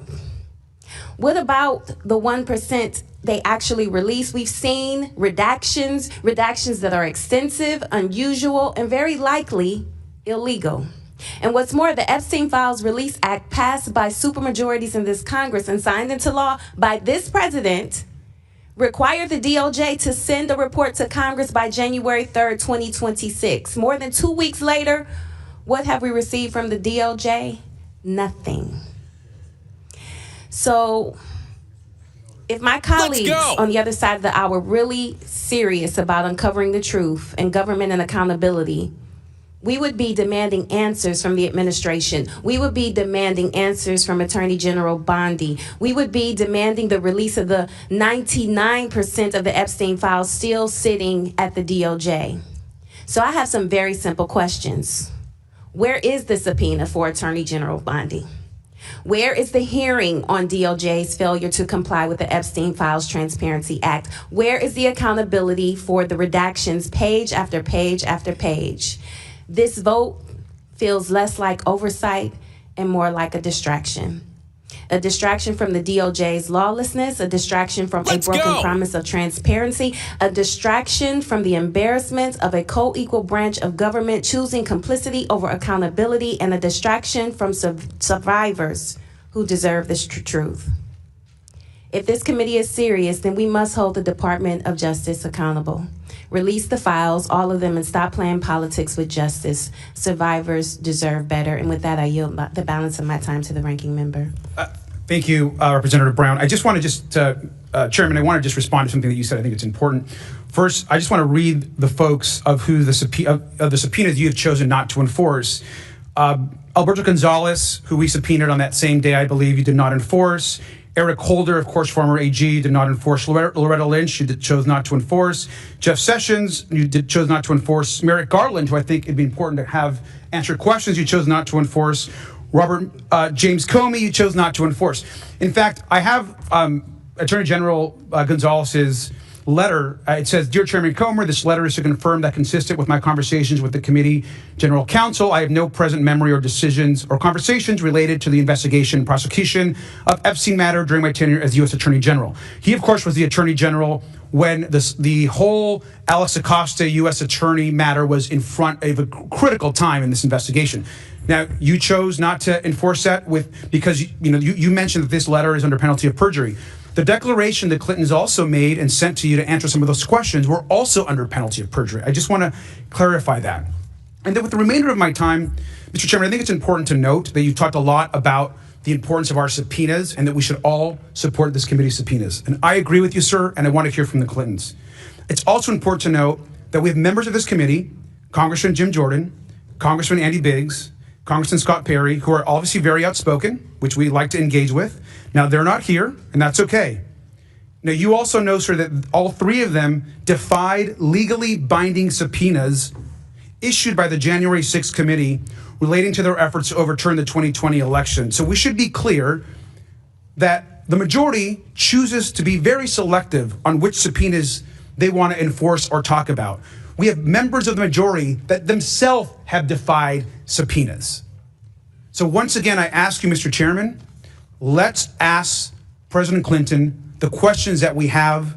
Let's have him come in and testify in a way that we can negotiate, and let's get all the release of the files done immediately. Thank you. Would you yield? Could I respond to that? Sure, I have no more time, but I'm happy to respond. So you say we didn't enforce the subpoenas. We did enforce. They complied and testified under the penalty of perjury that they had no knowledge. Now, the Clinton declarations were short bullet points, almost like talking points. And the evidence is clear that the Clintons did have relationships with them. Now, again, I've said publicly millions of times, there's no one's accusing the Clintons of wrongdoing, but the fact that they were that close, and the fact that I've never seen a sit-down interview with Bill Clinton where he's answered questions about his relationship with Epstein and Maxwell like the current president has. So we have complied and enforced all of our subpoenas, 100% of our subpoenas. So I just want to make that very clear. Can I respond to you, sir? Sure. Just to be clear, you're talking about two declarations. The declaration that you chose to use as something that you moved on to not bring him in was 1/6 the size of the Clinton declaration. I'm looking at the Alberto Gonzalez response to you, sir, that you chose to dismiss, and it is one sentence long. One sentence long. You just pointed out the Clinton declaration, which is 6 times as long. And so I just think you are using interesting points to make comparisons. Let's just be clear and get back to the facts. Let's bring President Clinton in to have a conversation with this committee. You are instead choosing to try to prosecute President Clinton and send him to jail, which is part of criminal prosecution, before having him answer questions to this committee. Him and his team have been trying to negotiate. We want to hear from President Clinton. I'm not sure that you do, sir. You don't think I want to hear from President Chairman Clinton? Comer, can I, Chairman? But before I recognize Ms. Luna, who'll be next, I believe, are you willing to accept those bullet points as testimony, or do you want to hear from Clinton? I want to hear from President Clinton. Then I don't know what the point is of talking about their bullet points. I mean, that we all know they had a relationship. So. Well, sir, I'm just responding to the fact that you mentioned that you're dismissing other legal subpoenas with 1-sentence answers, and you're the one that pointed out the Clinton's declaration, which is also under penalty of perjury. Do you think that Eric Holder or Lynch or Jeff Sessions or Merrick Garland had more? I mean, do you want to bring them all in? I would love to have former Attorney General Merrick Garland in front of this committee to answer questions as to why more of the files weren't released. I've actually said that publicly. And so, sir, I think what it comes down to is we all want to get to the truth. We all want justice for the survivors. And I think more information is better. And so I think our position is that it is clear to me that President Clinton is negotiating to come in front of this committee. And it may not be exactly what you and the lawyer and your team want to see as far as that negotiation, or you're not satisfied with the progress, but they continue to negotiate. They have not rolled out a transcript. Let's get them in front of this committee. Thank you, sir. Chair recognizes Mr. Gill, then Ms. Luna. Mr. Gill has a bigger. Go ahead. No, who's next? Ms. Luna. Go ahead, Ms. Luna. Then Ms. Thank you, Mays. Chairman. I'd just like to remind the American people that I was the member that made the motion to hold Merrick Garland in contempt of Congress, and every Democrat voted against it. And in addition to that, 3 of my Republican colleagues voted against it, one of which did not come back because his voters decided that he was too swampy for them. So Okay. I'd just like to point that out. But aside from that, Well, Ms. Luna, it's been pointed out to me you've already had 5 minutes. Somebody will probably yield you some time. So I've got to. if I could just finish real quick. If we're looking to see why the files have not been released yet, look no further than the judge Okay, I'm sorry, Ms. Luna. I'm sorry. If someone can yield you some time. Special counsel. I'm just saying. I'm making a point. All right. This is all political So we haven't games recognized the Republican on this. Ms. Mace, do you want to be recognized? That would be great, Mr. Chairman. I have a number of documents I would like to enter into the record this morning with unanimous consent. First of all, I want to ask my colleagues on the other side of the aisle to stop playing politics with justice. Not a single one of you voted for your own party to be held in contempt. I'm the only member of this body, of this committee, that has held both Republicans and Democrats alike in contempt for defying a congressional subpoena. So the hypocrisy is real, and I don't want to hear anyone on the other side of the aisle say no one is above the law here on this. We're talking about human trafficking, sex trafficking. We're talking about children, girls as young as 14 being assaulted, being trafficked by wealthy and powerful people. This is not political. This is personal. This should be nonpartisan. We should be working on this together. And it's incredible that we're politicizing rape, we're politicizing sex trafficking, we're politicizing this entire Epstein thing. And it just, as a survivor, I'm telling you, it should not be. And I've done a lot of work, Mr. Chairman, in advocacy and writing legislation for victims of abuse, male, female, and children, man, woman, and child. South Carolina, my home state, Mr. Chairman, has a huge problem with with all sorts of violent crimes, but sex trafficking in my state is up by over 400%. We have domestic violence in our state where you can't get a trial. And there was a case last year where a woman 2 years ago was kidnapped by her boyfriend, beaten to a pulp, her face just beaten in. 2 years after he kidnapped her and beat her, he murdered her on Mother's Day because our local solicitor refused to prosecute that case. And I have rogue solicitors and prosecutors and attorneys general who aren't doing anything to protect the people of South Carolina, women and children especially. Recently, my attorney general prosecuted a case against convicted pedophile Donald Gresh. Donald Gresh was convicted of having 1,900 images of toddlers as young as 3 being raped by animals. Donald Gresh, under the prosecution of my Attorney General Alan Wilson, served 1 day in jail. 1 day. Donald Gresh isn't the only pedophile, convicted pedophile, that we prosecute like that. My Attorney General Alan Wilson prosecuted this case. This is Travis Reed Gay. Well, the other thing, too, is that Donald Gresh, he was facing 60 years in jail, got 1 day. Travis Reed Gay was facing 70 years, 7 charges and 70 years in jail in South Carolina. My Attorney General prosecuted this case. He pled guilty in November, didn't serve any time. He got probation. He violated his probation 11 days later, and if he violated his probation, he was to serve time in jail. The magistrate or judge, probably didn't have a law degree, let him out hours later. He has not served any required time for this kind of thing. And I did a press conference with a bunch of moms, over a dozen moms last week in Charleston, South Carolina, and there was a local media blackout. I asked, was it my attorney general who prosecuted this case and led this pedophile out on the streets? Was he the one that led the media blackout? Well, I want my attorney general in my state to know that a young child came forward after seeing my press conference and recognized this man. She filed a police report the same day because he allegedly followed her in a park the week before. This is Scott Spivey, killed, shot with a bullet in the back, shot at 17 times, not prosecuted by my attorney general. So I'm going to ask unanimous consent, Mr. Chairman, to enter those 3 images into the record. This is Weldon Boyd. This is Scott Spivey's killer who shot him in the back and has never really been investigated or prosecuted for that killing in South Carolina. I would like to enter that into the record, Mr. Chairman. Without objection, so ordered. This is Logan Federico. She was executed a year ago, yesterday to the day, by a man named Alexander Dickey. Alexander Dickey was a convicted criminal. He had 39 arrests, 25 felony charges. He executed this beautiful 22-year-old daughter of Stephen Federico in cold blood after stealing a gun. If her killer, Alexander Dickey, hadn't been let out by a rogue magistrate or judge or a prosecutor solicitor that didn't care, she would be alive today. Mr. Chairman, I would like to enter her image and her killer's image into the record. Without objection, so ordered. I have another image. This is Eric Bowman.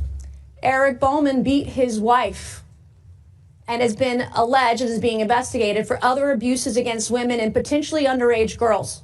He was just let out free, Mr. Chairman, out of jail in South Carolina. He is a predator.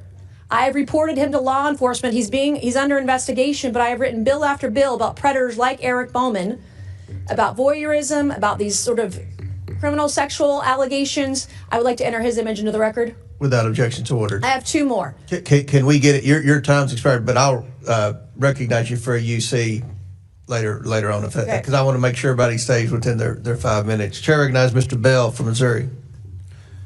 You know, first and foremost, I think we're doing a disservice to the victims in this case when we refer to it as the Epstein files. It's sex trafficking evidence, and let's call it what it is.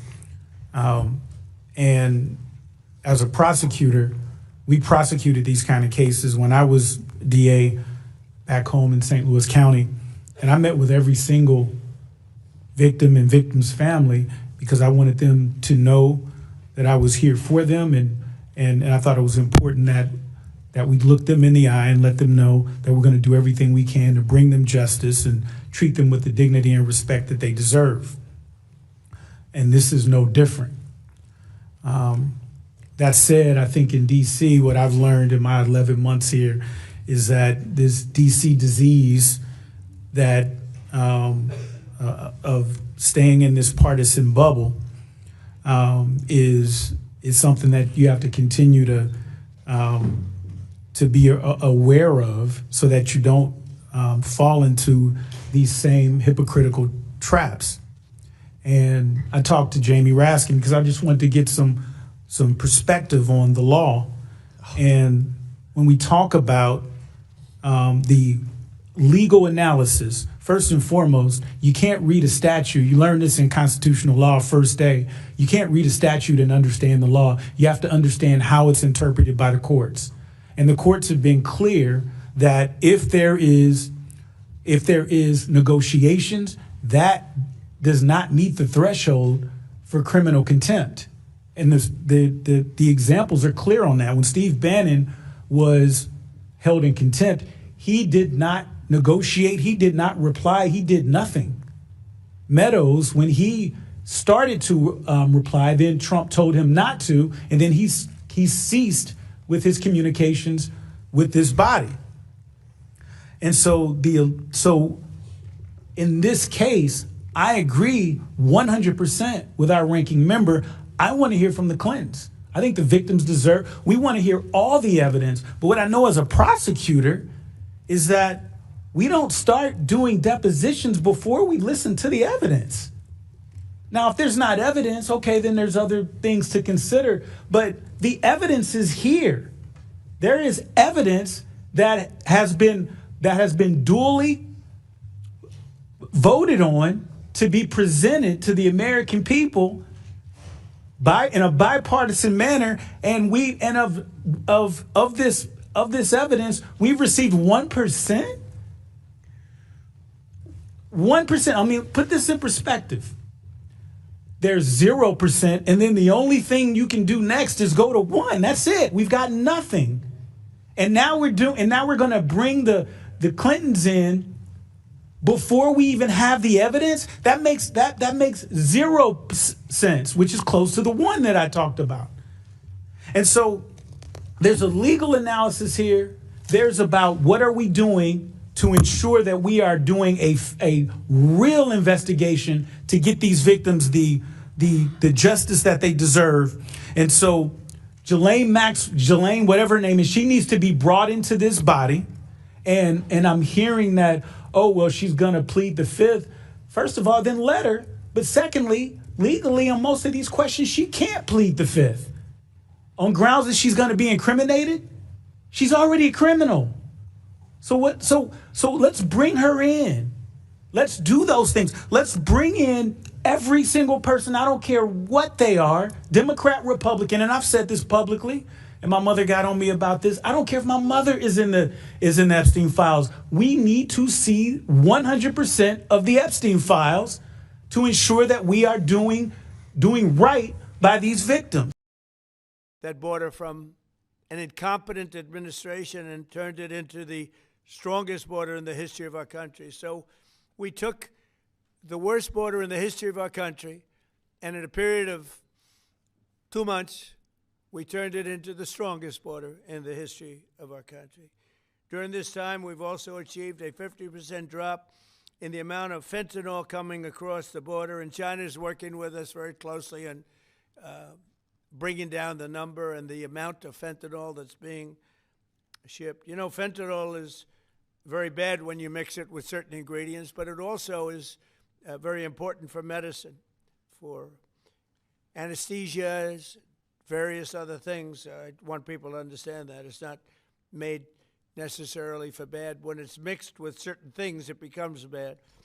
And that's what's taking place in Mexico. And we've got it down to a much lower number, not satisfactory, but it will be satisfactory soon. In May, we executed the largest fentanyl bust in the history of the U.S., seizing 3 million fentanyl pills all at one time. Think of that, 3 million pills. It's amounted to billions of dollars worth of drugs. And last month, we seized another 1.7 million fentanyl pills in the state of Colorado, the poorly run state of Colorado, with a governor who's incompetent.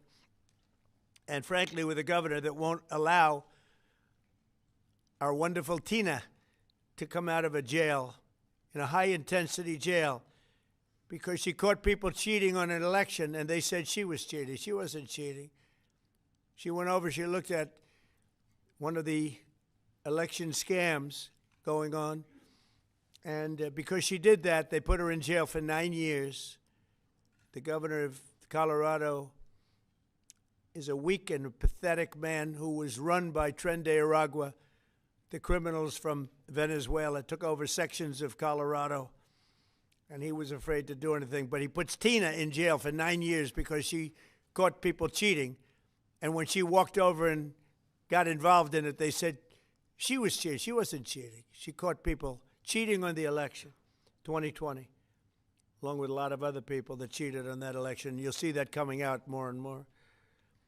But there's no doubt that America's adversaries are trafficking fentanyl into the United States, in part because they want to kill Americans.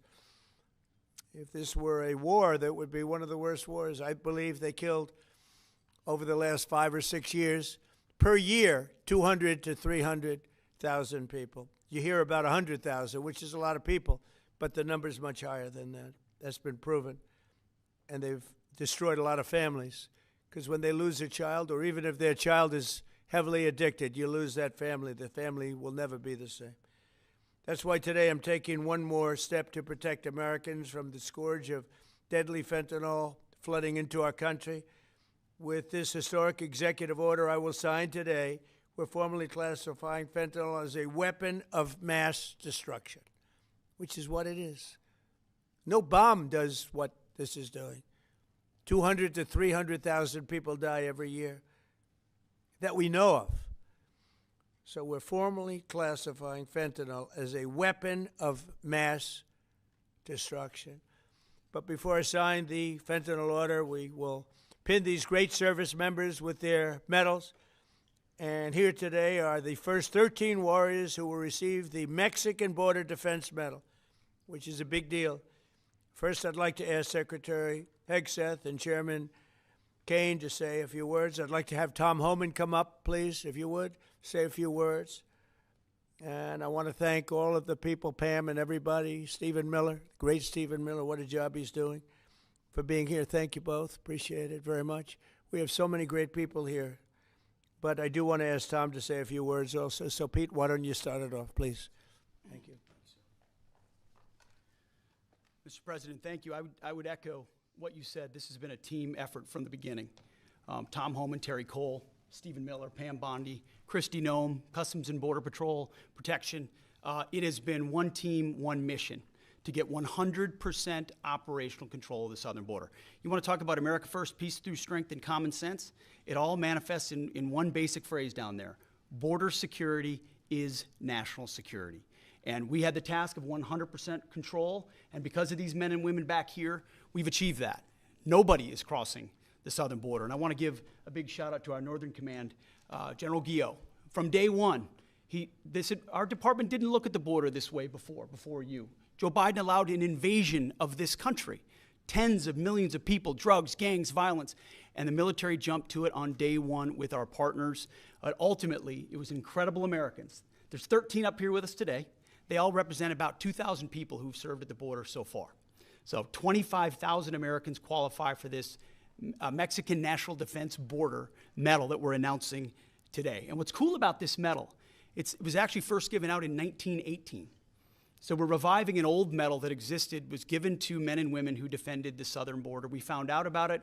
We used the exact same foundry with the exact same imagery, same color, same medal, same everything. So our men and women will be wearing that very same medal as Americans 100 years before who were asked to defend the sovereignty of our country. President Trump was elected to do that. You have done that, Mr. President. We're proud of this mission. We're proud to defend the American people. And pinning these medals on is an example of how important it is to us. So thank you, Mr. President. Appreciate it. Well, Mr. President, Mr. Secretary, I want to echo your thanks and gratitude for the joint force. I also want to highlight General Guillot, General Nauman, and Command Sergeant Major Johnson, but also leaders at every level that came together, not just in our joint force, but in the interagency. And I want to specifically highlight our Border Patrol teammates and our Office of Air and Marine teammates, who, when I went down to the southern border and visited, were right there next to the joint force. I also want to thank not just these 13 individuals, but the joint force that was also down there and your families who poured in to make this deployment possible on the southern border. And of course, this time of the year, I'm always thinking about our currently deployed forces who are out there around the world doing our nation's business, and of course our fallen and their families who show us what courage and tenacity really are as they move forward after the loss of a service member. So thank you, Mr. President. Thank you, Mr. Secretary.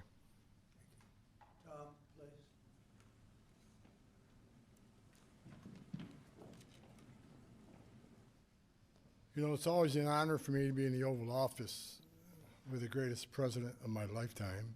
Yes, I said it, and I meant it. You know, I just got home last night. I toured the border in California, Arizona, and Texas. I did it in a four-wheel drive. I did it on the river. I did it from the air. Hundreds upon hundreds of miles of border. I didn't see one illegal alien. Not a single one. I've done this since 1984. I worked for 6 different presidents. No one's done more than President Trump. What he has done is give us the most secure border in the history of this nation. Hard to stop. I went to hundreds of miles of border and didn't see one illegal alien. Incredible, considering the Biden administration, we had 10, 12,000 a day, most released in the United States. I'm proud to be with these patriots behind me. I'm already proud to be in the Oval Office of the President, but being with these heroes, I met some of these soldiers down on the border. And actually, a shout out to Fort Drum, New York. We got some 10th Mountain Division here, so Elise Stefanik, Claudia Tennant, we all love Fort Drum and the 10th Mountain. So look, this is a game changer. I want to make something perfectly clear. Could we get attacked all the time being inhumane? The Biden administration is much more humane. It's a bunch of crap. Because there's been studies done that 31% of women that make that journey through the cartels get sexually assaulted. They get raped. And not just the women, children too. I've done numerous investigations in that.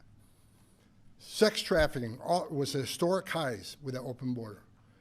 Fentanyl, historic highs that killed 250,000 Americans. No inspector terrorists that came across the border. Record, historic. What happened under the Biden administration was the most inhumane thing I've seen in my lifetime. Now that the border is 96% decline, 96% less people are coming, how many women aren't being raped? How many children aren't dying making that journey? How many women and children aren't being sex trafficked into this country every day? How many known suspected terrorists aren't just walking across that border? President Trump and this administration is saving thousands of lives every month. Hard stop. That's just a stone cold fact.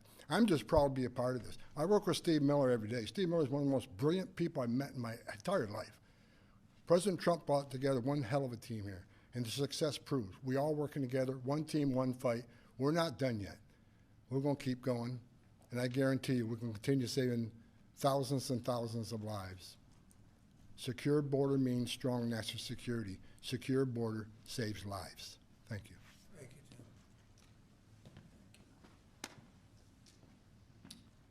Okay, let's do the medals, and I'll be signing this. Maybe you'll do the medals first, and then I'll sign. Okay? Please.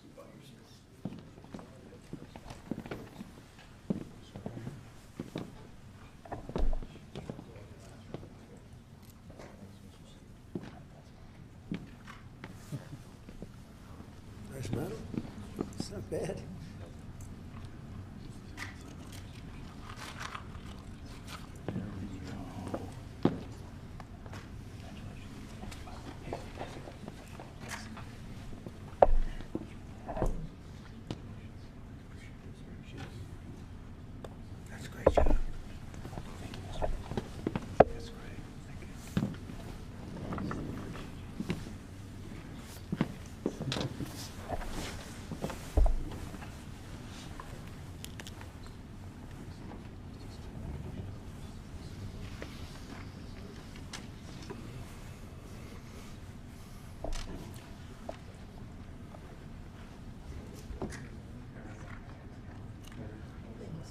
Great job.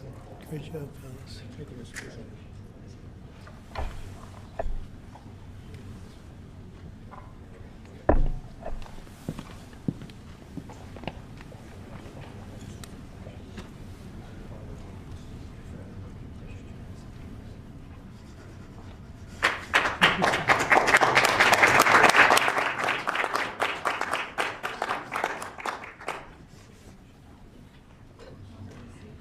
No auto pen.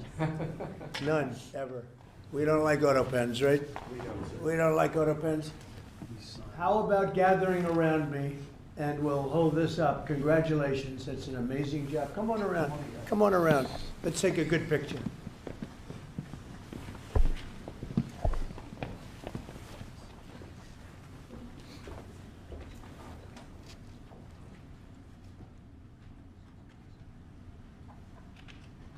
Fantastic job. You guys, fantastic job. Thank you very much. Great job. Thank you, Mr. President. Great job. What you've done is unprecedented. How about holding that up? You guys hold it up. Nice. Hold it up high. You deserve it more than me.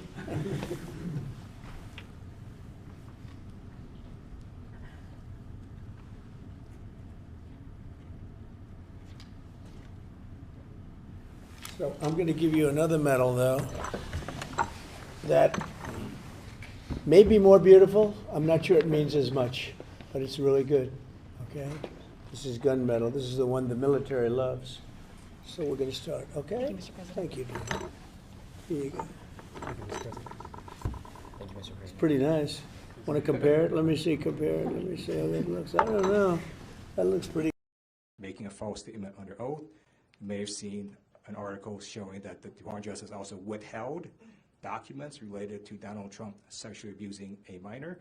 They were engaged in an epic cover-up. And so, yes, that's one of the issues that the Judiciary Committee is looking at right now and will continue looking at in the future. Thank you. Thank you.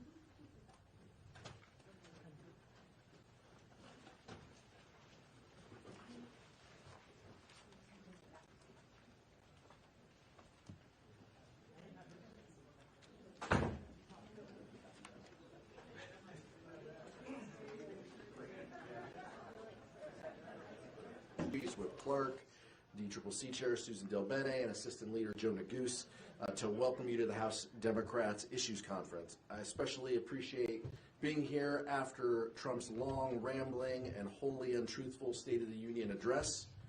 But despite the late night, I don't think we could have a better time to have our conference, where Democrats will contrast the lies that we heard with our hopeful vision for the country. Unlike Donald Trump, Democrats are laser focused on lowering costs and improving the lives of hardworking American families. That's why this year's theme is Fighting for an Affordable America. While Republicans have used their majority to give billionaires tax breaks, our caucus is working tirelessly to bring solutions to drive down costs. We'll spend the next few days meeting with labor leaders, policy experts, elected officials, and most importantly, each other, to examine the Republican affordability crisis and put forward our own solutions. Because the truth is the real State of the Union, and because the truth is that under Donald Trump, the State of the Union is incredibly weak. He has launched the United States into a full-blown affordability crisis with his chaotic tariffs, a healthcare crisis, the big ugly law, and a global crisis as he turns on our allies and threatens a war with Venezuela and Iran.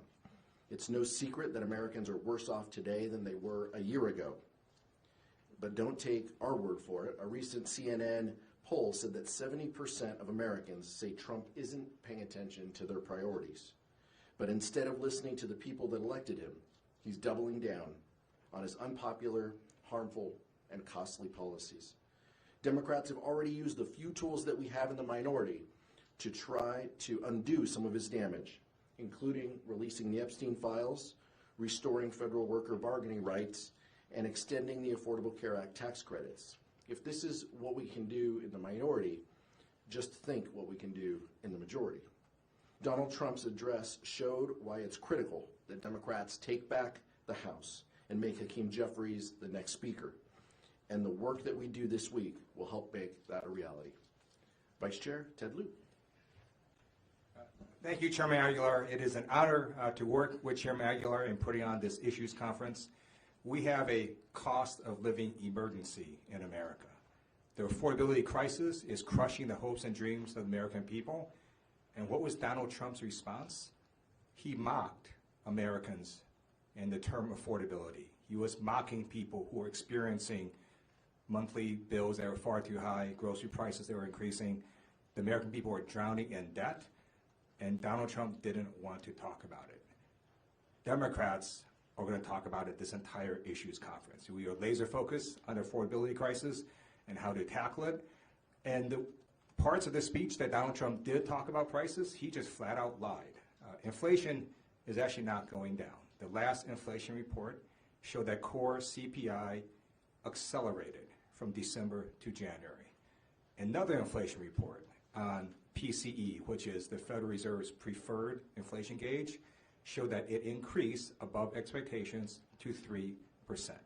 So Donald Trump is lying, and the American people can either believe what Donald Trump says, or they can believe the monthly bills, but they cannot believe both. And the person that's going to lead this caucus in tackling the affordability crisis is Leader Hakeem Jeffries, and I'm so honored to have him come up, because under Leader Jeffries, we have become the most effective minority party in U.S. history. We have passed 3 discharge petitions off the House floor, unheard of, stopped multiple stupid Republican rules, forced bipartisan congressional subpoenas, and Leader Jeffries is going to continue leading us.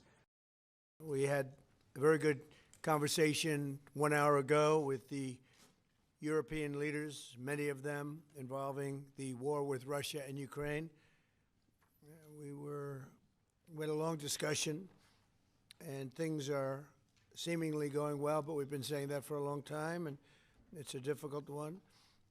We had, as you know, settled 8 wars, and one was having a little problem yesterday, Thailand and Cambodia. We were able to straighten that out. There was some killing going on that shouldn't have happened, and we appreciate them working to get it straightened out, and they have. The security protocols yesterday were amazing, and they have been amazing, having to do with Russia and Ukraine. And I had a long talk with President Zelensky. Also, I spoke with the heads of Germany, Italy, NATO, Finland, France, the United Kingdom, Poland, Norway, Denmark, and the Netherlands. We had very long and very good talks. Rescue swimmer Scott Ruskin descended from a helicopter above. Nobody knew where he came from. It was Scott's first ever rescue mission, a young guy, but very brave, very, very top, always top in his class. And he lifted not just Millie Kate, but 164 others to safety.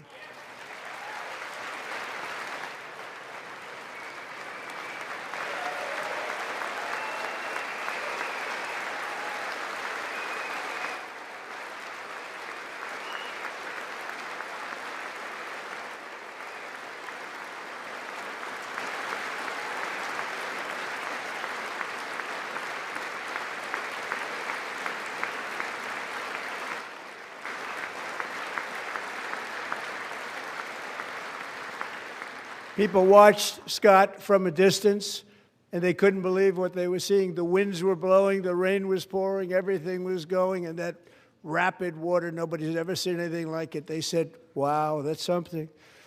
Tonight, Scott and Millie Kate are here together, reunited for the very first time. Thank you, Scott, Millie Kate.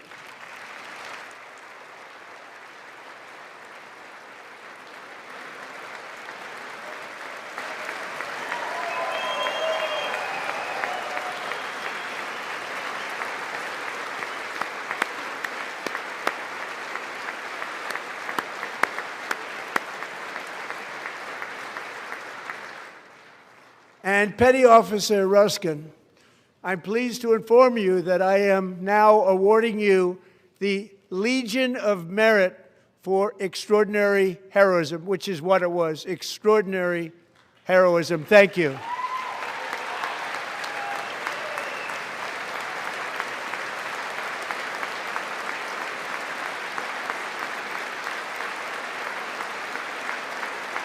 And I'd like to have the military aide to please come down and take care of the service. Military aide, thank you very much. Take care of that very important service. Thank you very much. From 1776 to today, Every generation of Americans has stepped forward to defend life, liberty, and the pursuit of happiness. And they're really doing it for the next generation.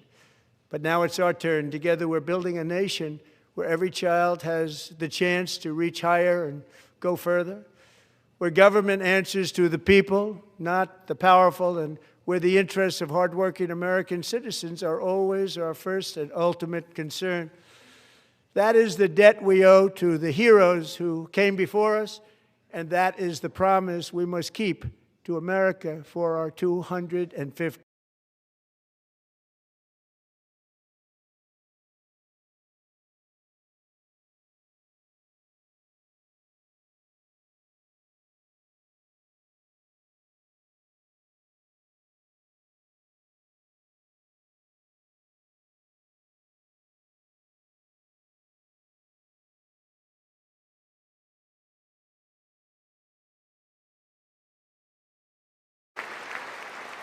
All Democrats, every single one of them, voted against these really important and very necessary massive tax cuts.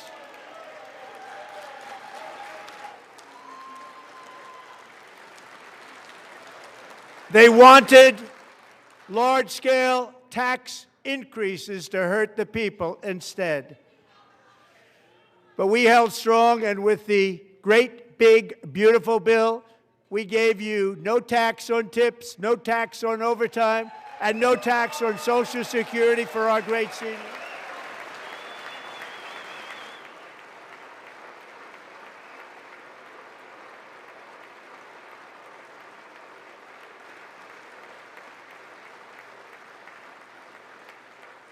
And we also made interest on auto loans tax deductible the first time, but only if the car is made in America.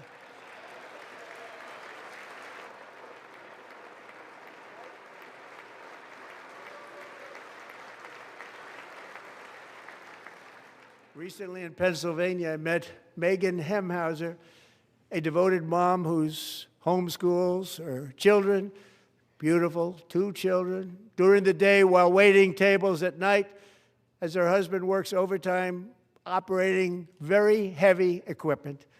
Megan is here this evening, and she's happy to tell you that she is so much richer because with no tax on tips, no tax on overtime, and her expanded child tax credit done again by Republicans, Megan and her husband will take home more than $5,000 extra just for the year, cutting her tax bill in more than half.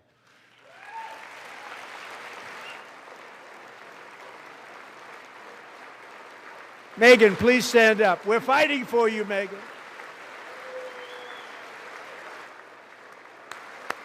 Thank you, Megan.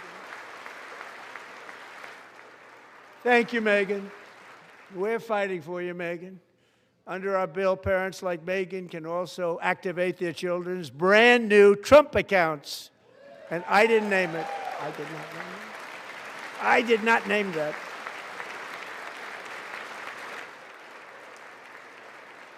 Nobody believes me, but I did not name it. It was named by a very tall man sitting right there in the 3rd row. Nice man, a good man. Tax-free investment accounts for every American child. This is something that's so special and has taken off and gone through the roof. Millions will be pre-funded courtesy of the U.S. Treasury and private individuals like Michael and Susan Dell, who have donated $6.25 billion to fund the Trump accounts for 25 million American children. They're great people.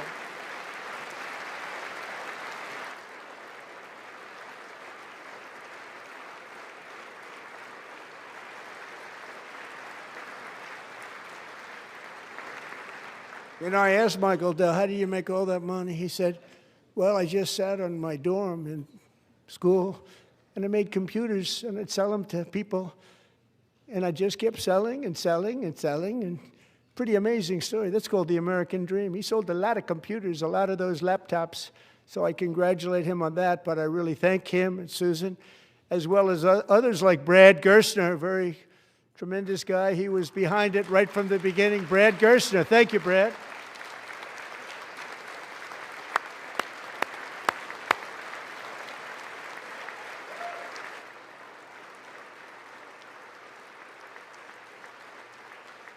So with modest additional contributions, these young people's accounts could grow to over $100,000 or more by the time they turn 18. Think of it. How much money is that for somebody that started with nothing? Over 100,000, could be much more than that. To make this investment in our children's future, go to trumpaccounts.gov, trumpaccounts.gov. And a lot of people are doing it. They're setting every record in the book. It's popular. They knew what it was going to take. I'm so proud of them. I'm so proud of the people that got it started. And now it's just taken off. One of the primary reasons for our country's stunning economic turnaround, the biggest in history, where the Dow Jones broke 50,000 4 years ahead of schedule, and the S&P hit 7,000, where it wasn't supposed to do it for many years, were tariffs. I used these tariffs, took in hundreds of billions of dollars to make great deals for our country, both economically and on a national security basis. Everything was working well. Countries that were ripping us off for decades are now paying us hundreds of billions of dollars. They were ripping us so badly, you all know that. Everybody knows it. Even the Democrats know it. They just don't want to say it. And yet these countries are now happy, and so are we. We made deals. The deals are all done. And they're happy. They're not making money like they used to, but we're making a lot of money. There was no inflation, tremendous growth, and the big story was how Donald Trump called the economy correctly, and 22 Nobel Prize winners in economics didn't. They got it totally wrong. They got it really wrong. And then just 4 days ago, an unfortunate ruling from the United States Supreme Court. It just came down. It came down. Very unfortunate ruling. But the good news is that almost all countries and corporations want to keep the deal that they already made, right, Scott? Knowing that the legal power that I, as president, have to make a new deal could be far worse for them, and therefore they will continue to work along the same successful path that we had negotiated before the Supreme Court's unfortunate involvement. So despite the disappointing ruling, these powerful, country-saving, it's saving our country, the kind of money we're taking in, peace-protecting. Many of the wars I settled was because of the threat of tariffs. I wouldn't have been able to settle them without. Will remain in place under fully approved and tested alternative legal statutes. And they have been tested for a long time. They're a little more complex, but they're actually probably better, leading to a solution that will be even stronger than before. Congressional action will not be necessary. It's already time-tested and approved. And as time goes by, I believe the tariffs paid for by foreign countries will, like in the past, substantially replace the modern-day system of income tax, taking a great financial burden off the people that I love.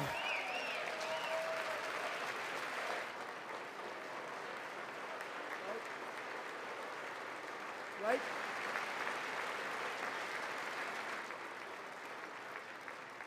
Moving forward, factories, jobs, investment, and trillions of dollars will continue pouring into the United States of America because we finally have a president who puts America first. I put America first.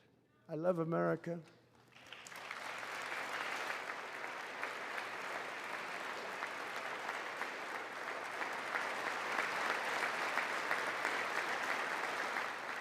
For decades before I came along, we had the exact opposite. From trade to healthcare, from energy to immigration, everything was stolen and rigged in order to drain the wealth out of the productive, hardworking people who make our country great, who make our country run. Under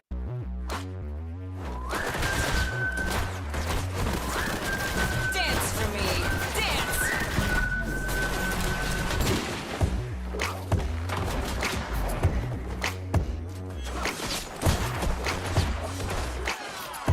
Here's a present for you.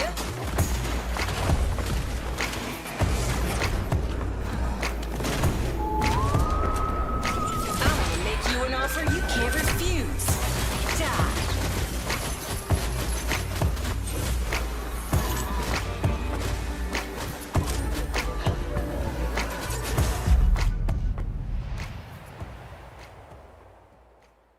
Caused and created the increased prices that all of our citizens had to endure. You caused that problem. You caused that problem.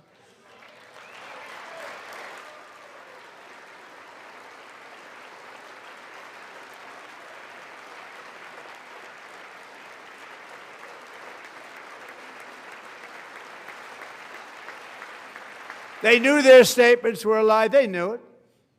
They knew their statements were a dirty, rotten lie. Their policies created the high prices. Our policies are rapidly ending them. We are doing really well. Those prices are plummeting downward.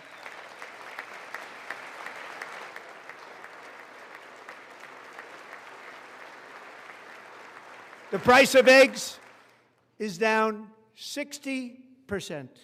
Madam Secretary, thank you. The cost of chicken, butter, fruit, hotels, automobiles, rent is lower today than when I took office by a lot. And even beef, which was very high, is starting to come down significantly. Just hold on a little while. We're getting it down. And soon you will see numbers that few people would think were possible to achieve just a short time ago. Nobody can believe when they see the kind of numbers, and especially energy, when they see energy going down to numbers like that, they cannot believe it. It's like another big tax cut. I'm also confronting one of the biggest ripoffs of our times, the crushing cost of health care caused by you. Since the passage of the Unaffordable Care Act, sometimes referred to as Obamacare, big insurance companies have gotten rich. It was meant for the insurance companies, not for the people. With our government giving them hundreds and hundreds of billions of dollars a year as their stock prices soared 1,000, 1,200, 1,400, and even 1,700%, like nothing else. That's why I introduced the great health care plan. I want to stop all payments to big insurance companies and instead give that money directly to the people so they can buy their own health care, which will be better health care at a much lower cost.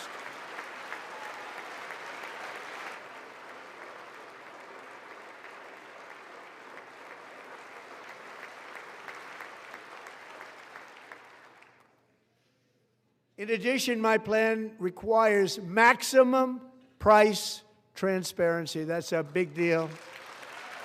Sounds so simple, so big.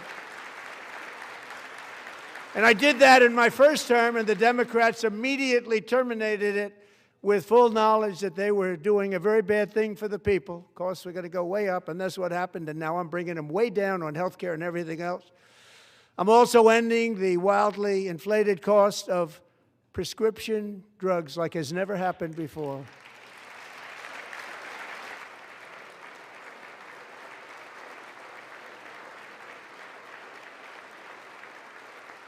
Other presidents tried to do it, but they never could. They tried.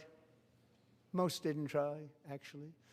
But they tried. They said they tried. They couldn't do it. They didn't even come close. They were all talk and no action, but I got it done. Under my just enacted most favored nation agreements, Americans who have for decades paid by far the highest prices of any nation anywhere in the world for prescription drugs will now pay the lowest price anywhere in the world for drugs. Anywhere, the lowest price.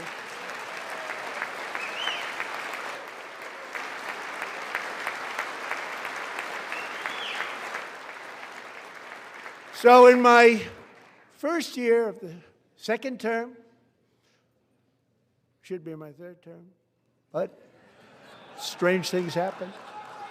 I took prescription drugs, a very big part of health care, from the highest price in the entire world to the lowest. That's a big achievement. The result is price differences of $300, 400, 500, 600% and more. All available right now at a new website called TrumpRx.gov. And I didn't name that one either, by the way.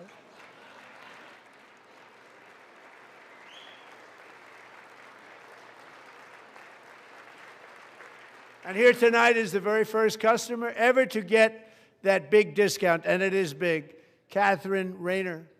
For 5 years, she and her husband have struggled with infertility, and they turned to IVF.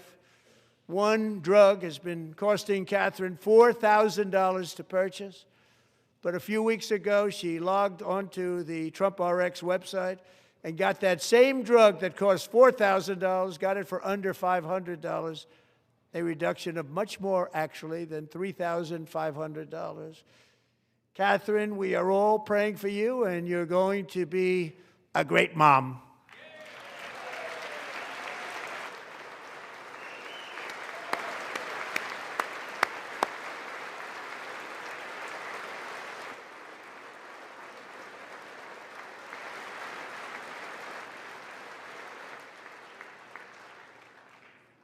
So now I'm calling on Congress to codify my most favored nation program into law. Now, the one thing, I'm not sure it matters because it's going to be very hard for somebody that comes along after me to say, let's raise drug prices by 700 or 800%.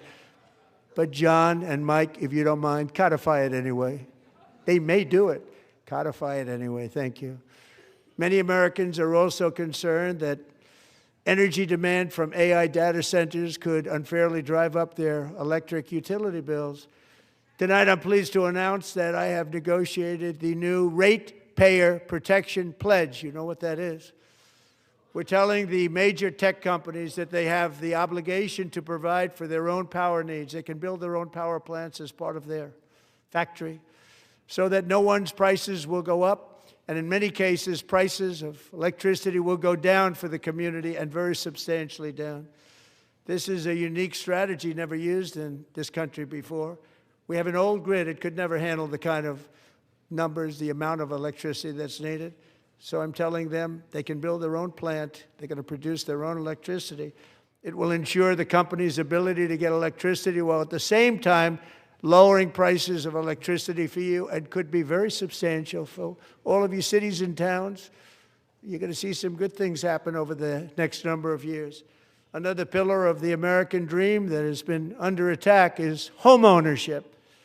With us tonight is Rachel Wiggins, a mom of 2 from Houston. She placed bids on 20 homes and lost all of those bids to gigantic investment firms that bypassed inspection, paid all cash, and turned those houses into rentals, stealing away her American dream. She was devastated. Stories like this are why last month I signed executive order to ban large Wall Street investment firms from buying up in the thousands single-family homes.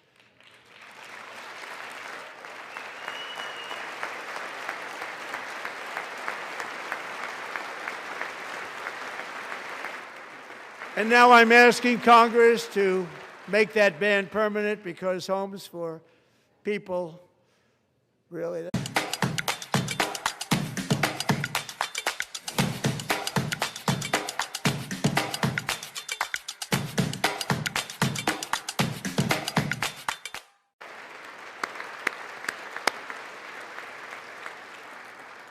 We're also working to make it easier for Americans to save for retirement. And under this administration, we will always protect Social Security and Medicare. They are not protecting it for our seniors. We will always protect Social Security, Medicare, Medicaid.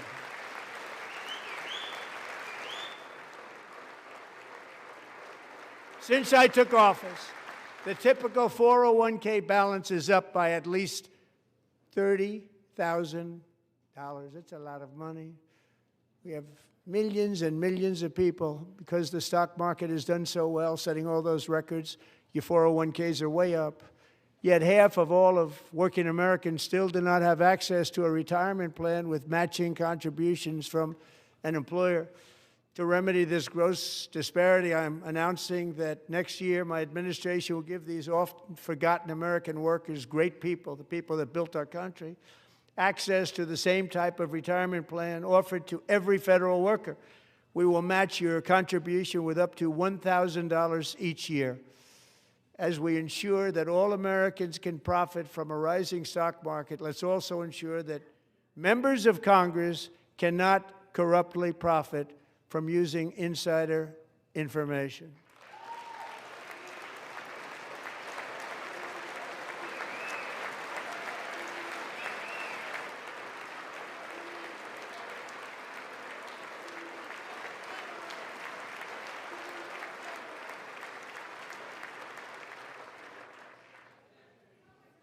They stood up for that. I can't believe it. I can't believe it. Did Nancy Pelosi stand up if she's here? Doubt it. Pass the Stop Insider Trading Act without delay.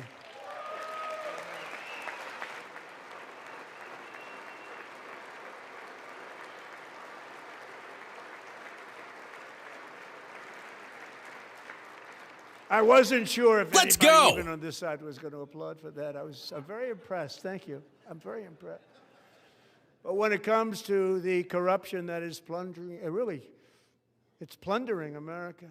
There's been no more stunning example than Minnesota, where members of the Somali community have pillaged an estimated $19 billion from the American taxpayer. Oh, we have all the information. And in actuality, the number is much higher than that. And California, Massachusetts, Maine, and many other states are even worse. This is the kind of corruption that shreds the fabric of a nation, and we are working on it like you wouldn't believe. So tonight, although started 4 months ago, I am officially announcing the war on fraud to be led by our great Vice President, J.D. Vance.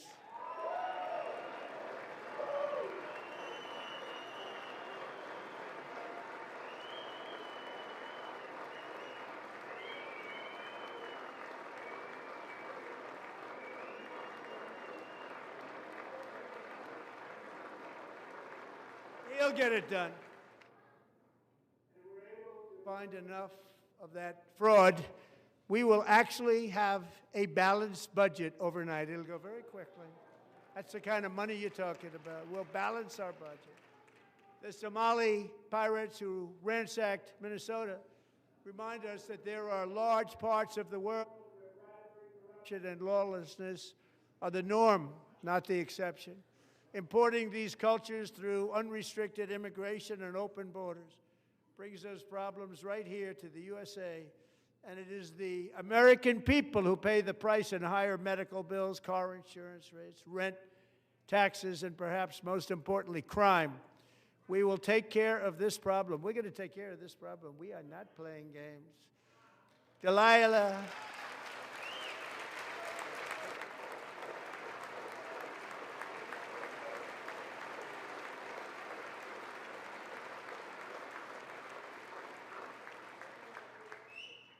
Delilah Coleman was only 5 years old in June 2024 when a 18-wheel tractor trailer plowed into her stopped car traveling at 60 miles an hour or more. The driver was an illegal alien let in by Joe Biden and given a commercial driver's license by open borders politicians in California. Doctors said Delilah would never be able to walk or talk, have a good life. She wouldn't even be able to eat again. But against all odds, she is now in the first grade learning to walk. And she's here this evening with her dad, Marcus, a fantastic man. Delilah, please, you are a great inspiration. Please stand up.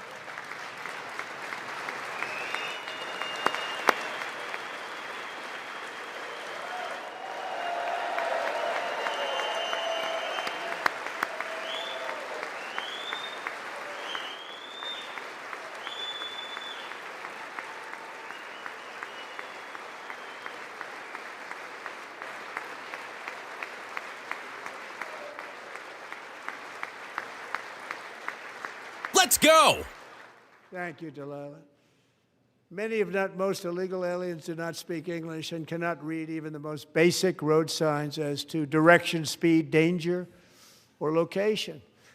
That's why tonight I'm calling on Congress to pass what we will call the Delilah Law, barring any state from granting commercial driver's licenses to illegal aliens.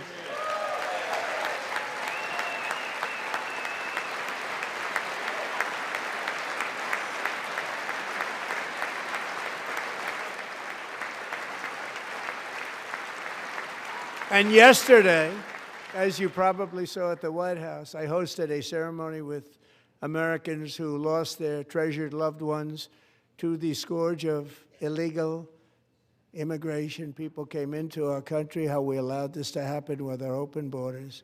These are the angel moms and families that for decades our government betrayed and our media totally ignored. It was terrible.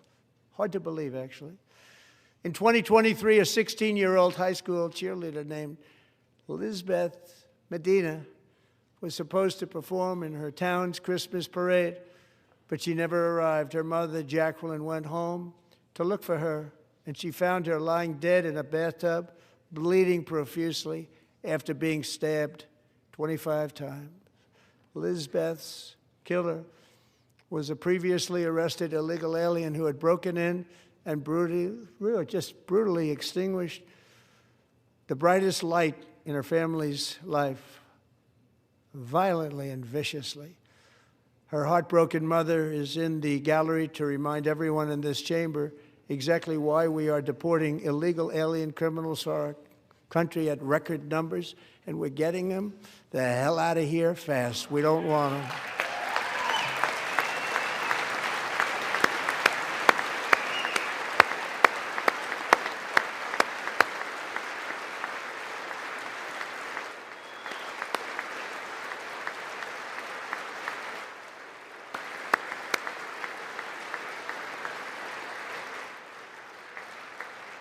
Thank you very much, Jacqueline. Thank you. We can never forget that many in this room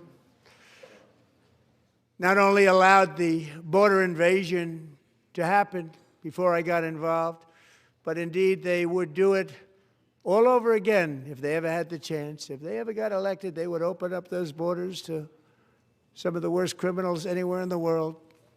The only thing standing between Americans and a wide open border. We have got to the point where literally anybody can build a fully working app without knowing how to code. This is Base 44.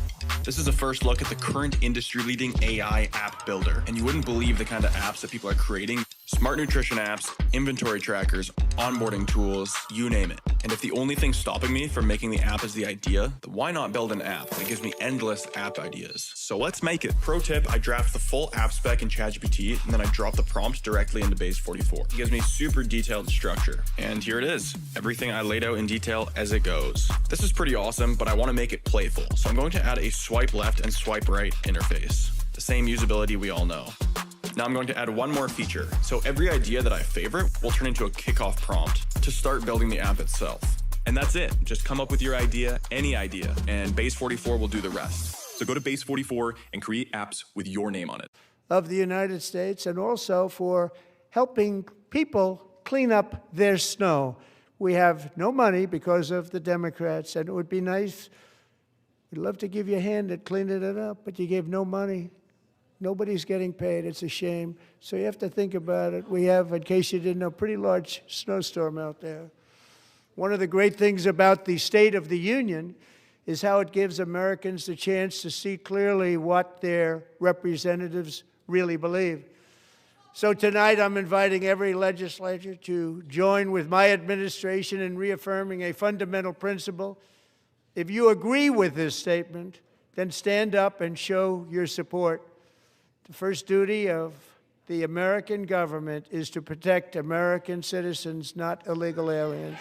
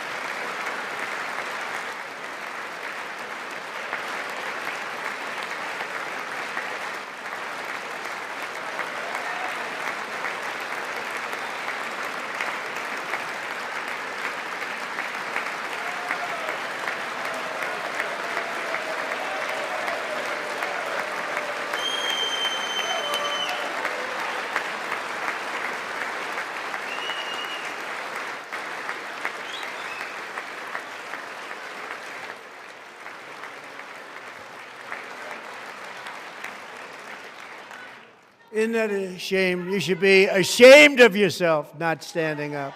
You should be ashamed of yourself.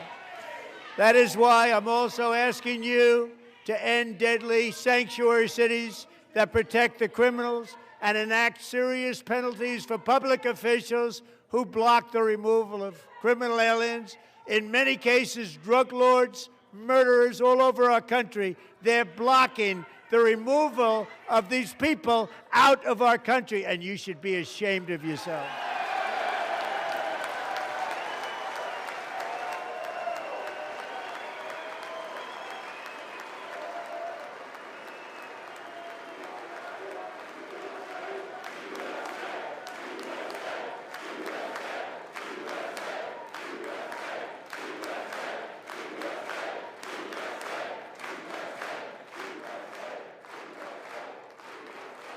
And perhaps most importantly, I'm asking you to approve the Save America Act.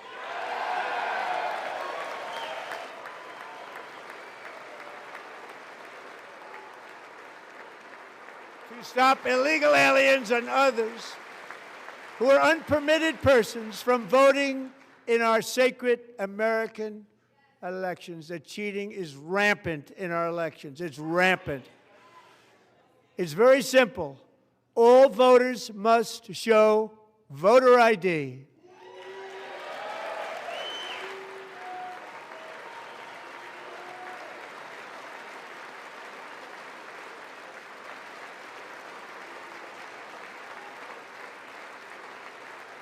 All voters must show proof of citizenship in order to vote.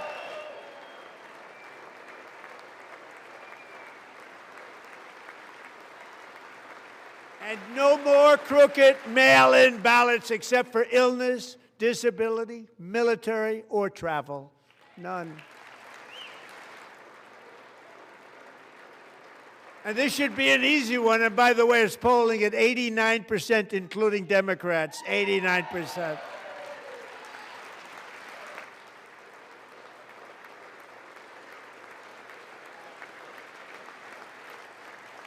And even the new communist mayor of New York City, I think he's a nice guy, actually. Speak to him a lot. Bad policy, but nice guy. Just said they want people to shovel snow. They got hit hard. Wants them to shovel snow, but if you apply for that job, you need to show 2 original forms of ID and a Social Security card. Yet they don't want identification for the greatest privilege of them all, voting in America. No, it's no good. No good. Both Republicans and Democrats overwhelmingly agree on the policy that we just enunciated. And Congress should unite and enact this common sense, country-saving legislation right now, and it should be before anything else happens.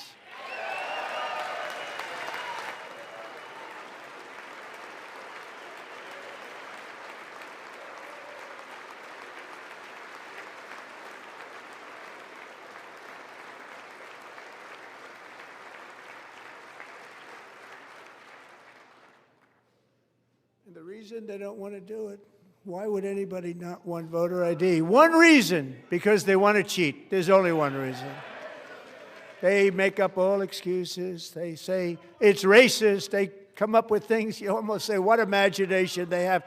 They want to cheat. They have cheated, and their policy is so bad that the only way they can get elected is to cheat. And we're going to stop it. We have to stop it, John.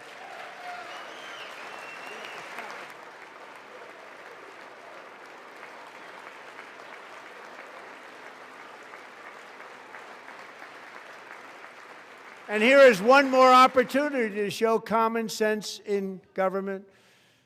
In the gallery tonight are Sage Blair and her mother, Michelle.